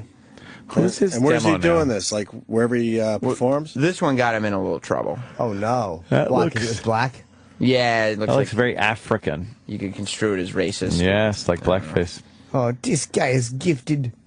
Yeah, like wherever he performs. This was cartoons. This one was in Rio. That's terrible. He stinks. Yeah, they probably blocked it off and the police watched them do it. Of course. And look what he wrote there. Can you read that, Jim? Let me see, I can't. Let me get my reading glasses. I think you're in this club. Him wrote Believers. That's right. Yes, I am. He wrote Believers above his graffiti, because that's who he does it for. The Believers. How can you try to be gangster and still write Believers? Believers. Yeah, make up your mind. He's an idiot. Are you fucking Tupac or the cute 12-year-old I fell in love with? All right, so what happened? So the mayor of Australia was like, fuck you, don't do this shit He here? threatened to fuck his mouth. The mayor of mayor of Gold Coast, Australia. Where's that? It's in Australia. What part? Coast. Which part? It's like a... Left or right? Let's say... Up or down? Left, upper left. Oh. Something I just made up. But yeah, no, it's actually the closest part to the equator. That's why it's called the Gold Coast, because the beaches are yellow. I don't buy that. You shouldn't. No. God, you would be great at Boulder Dash. What is Boulder Dash? Oh, just one of those shitty family games I hated. Where you have to lie. And, I claim Boulder Dash. Yes, that's Boulder Dash. I had family members that were really into it, and I would just sit there like a dummy. I just fucking couldn't be bothered. Well, the funny thing is, I sucked at it. The name was so cute, but the questions were really weird. Like, let's say, you're full of Boulder Dash. Well, it says here that you can fit 40 pounds of gravel into the average cunt. I claim Boulder Dash. That's Boulder Dash. Boulder Dash, it's a word that no one fucking knows, and then everyone comes up with what the meaning is, what it is. Wait, that's... Oh, but it could be a made-up word. It's not a made-up word. It just happens to be a shitload of words that no one fucking knows. So who Give me wins? a Boulder Dash word. Go ahead. How do you win the game? And then we'll go to the Beebs. And then you got to trick people. If people like pick yours as the real definition, you get points. But everyone knows it's kind of like Boulder Dash means bullshit. Well, they're different. No, names, you're trying not just Boulder Dash. There's different words. Oh. You don't play this word Boulder Dash every time, Jimmy. Yeah, you want people to pick yours. Because if you pick the right definition, you get the points. But if you pick someone else's definition, which isn't right, then that person gets the points. I was good at Boulder Dash. I called it this Scrabble. game, man. Okay. Oh, my God. Sam, let's get to a word for Boulder Dash. You got a example of a Boulder Dash word. Find one, Sam. I'll get the definition correct. It was extremely rare that a word would be picked that you actually knew. I know most of the words. Boulder Dash. Yeah, what is it? Can't they fucking... These poor whales, that sucks. Yeah. I guess they can't just... Stuck in that booth. Drag them... It's just the running joke that never Why are ends. these lazy whales lounging on the beach? Lazy whales don't want to do anything. They don't want to swim. Yeah, just fucking taking it easy, soaking up the sun. And I thought they were supposed to be smart. Yeah, exactly. Not too smart when you need water to survive. You decide to go where it's 2 feet deep. Yeah, big fat heads. How about you turn around? Get out of there. All you have to do is keep in the deep water. Right. Yeah. Use your sonar, shitheads. And here come the real answers now. You know the reason. Because the man-made noise. Because the last caller was full of shit. It's because... Yeah, a bunch of lazy whales trying to get some beach time. That's what they are. You got a Boulder Dash word? I do. All right. Cockatory. That one was for a while. Chip does like that word. Cockatory. And then you sit there and you come over to the definition for cockatory and hope people believe that yours is the right definition. Oh. What is the actual definition of cockatory? Why don't we have to guess? Yeah. A place where cocks are stored. Oh, is it a place where cocks are stored? No, I say it means something like crazy. Crazy or off the wall. No, actually, I kind of know this one. It is a place where you manufacture spigots. Huh. Yes. See, that's how you would handle it. Oh, I'm going to say it's some type of pasta. A cockatory. It could be cockatory. That's why I sucked at this game, because that would probably be my real definition, too. A time when you would say, no thanks to the Tory. What's so stupid? What's the answer? Cockatory means what Anthony did not say. It's Boulder Dash. Oh! Of course. Cockatory means to be accompanied by loose bowels. Ah. Like, to be accompanied, that means you bring them out to the you theater bring them with you? you. No, just a shitty asshole. Well, a ticket for me and my cockatory. For the diners, the effects of the chicken cacciatore, alas, were cockatory. Dude, Rob Ford's walking down the hall. What? Right there. That's not a flattering comparison. Rob Ford at all. That was Rob Ford. No, it's Bill He said he was Chevy. losing weight. Yo, Rob! Yo, Ford! All right, let's get to the mayor's story of the Gold Coast of Australia. Right. He's had it with the beeps. Right, so, Go ahead. So Justin Bieber, he graffitied in Australia, right there at the Gold Coast, and the mayor put out a video message to the beeps. But he called him Justin Beaver. Justin Bieber? On purpose? I don't know. No, that's how I say Beaver. Comedy. painting up our walls, Justin Bieber. Hi, TMZ. Oh. Mayor Tom Tate here from Australia's Gold Coast. You know, I've got a message have done heroin and crack cocaine. Pop princess Justin Bieber. Princess. Wait, go back, because that's too... he really thought that over. Go Mayor back a little Tom Tate bit. here from Australia's Gold Coast. You know, I've got a message for pop princess Justin Bieber. Whoa. We love your music, but we hate your graffiti and your vandalism here in our city. Mate, you've got two choices. Come back and clean up your mess, or come back and sing at the Mayor's Christmas Carol this Saturday on the 7th of December at Broadwater Parklands. If everyone agrees with me, you can call the hotel. The number's on the screen. Let them know that they should get out there and get Justin back to clean it up. Use Skype. It's a lot cheaper. Make me a believer. Oh, Christ. Turn it into a publicity stunt. Of course. Then the hotel came out. Yeah. I said, fuck off, Mayor. We want Justin Bieber's graffiti to stay here. Right. Because people are coming to see the graffiti. Dirtying up our town with your fucking graffiti. Justin Bieber. Justin Bieber. He did say Bieber. Yeah. You get it? That's how they say Bieber over there, though. Yeah. But the man... Him said Justin right on the wall. Him. I love Jamaican Jimmy.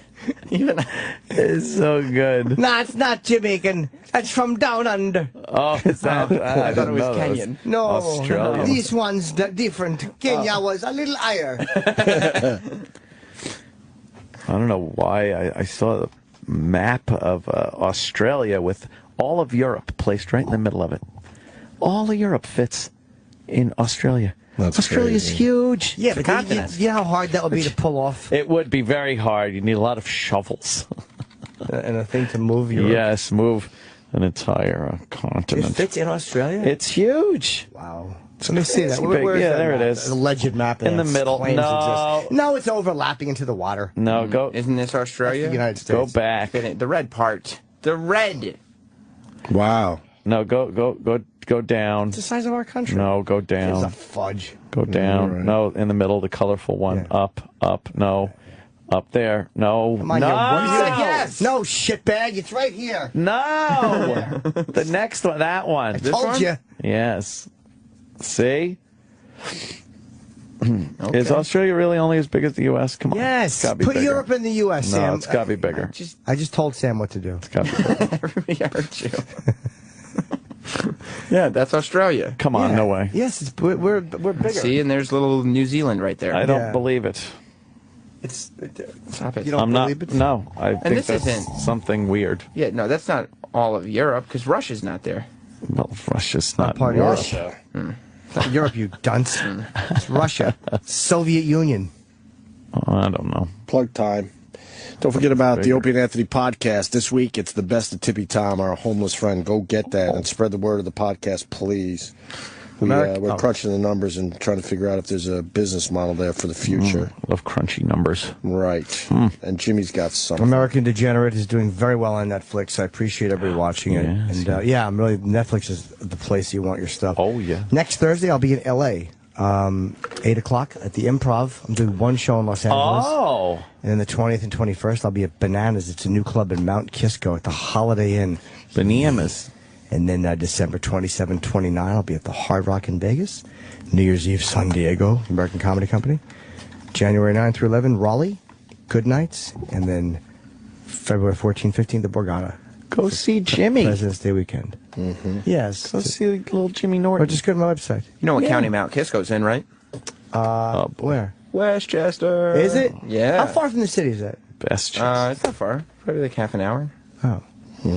Oh, Dr. Steve, let's see. 45 minutes. 45, thank you, Kenny. I couldn't have waited. Just. Yeah, right. That's it. All right, we'll see you guys tomorrow. Home, as they say. Make sure you check out Ron Fez. Why is Dr. Steve calling you, Aunt? He texted me that he thought it was funny, you sneaking in a plug. And he thought the show was very entertaining today, which makes me go home feeling a lot better if Dr. Steve says it's good. Yeah. Oh, yeah.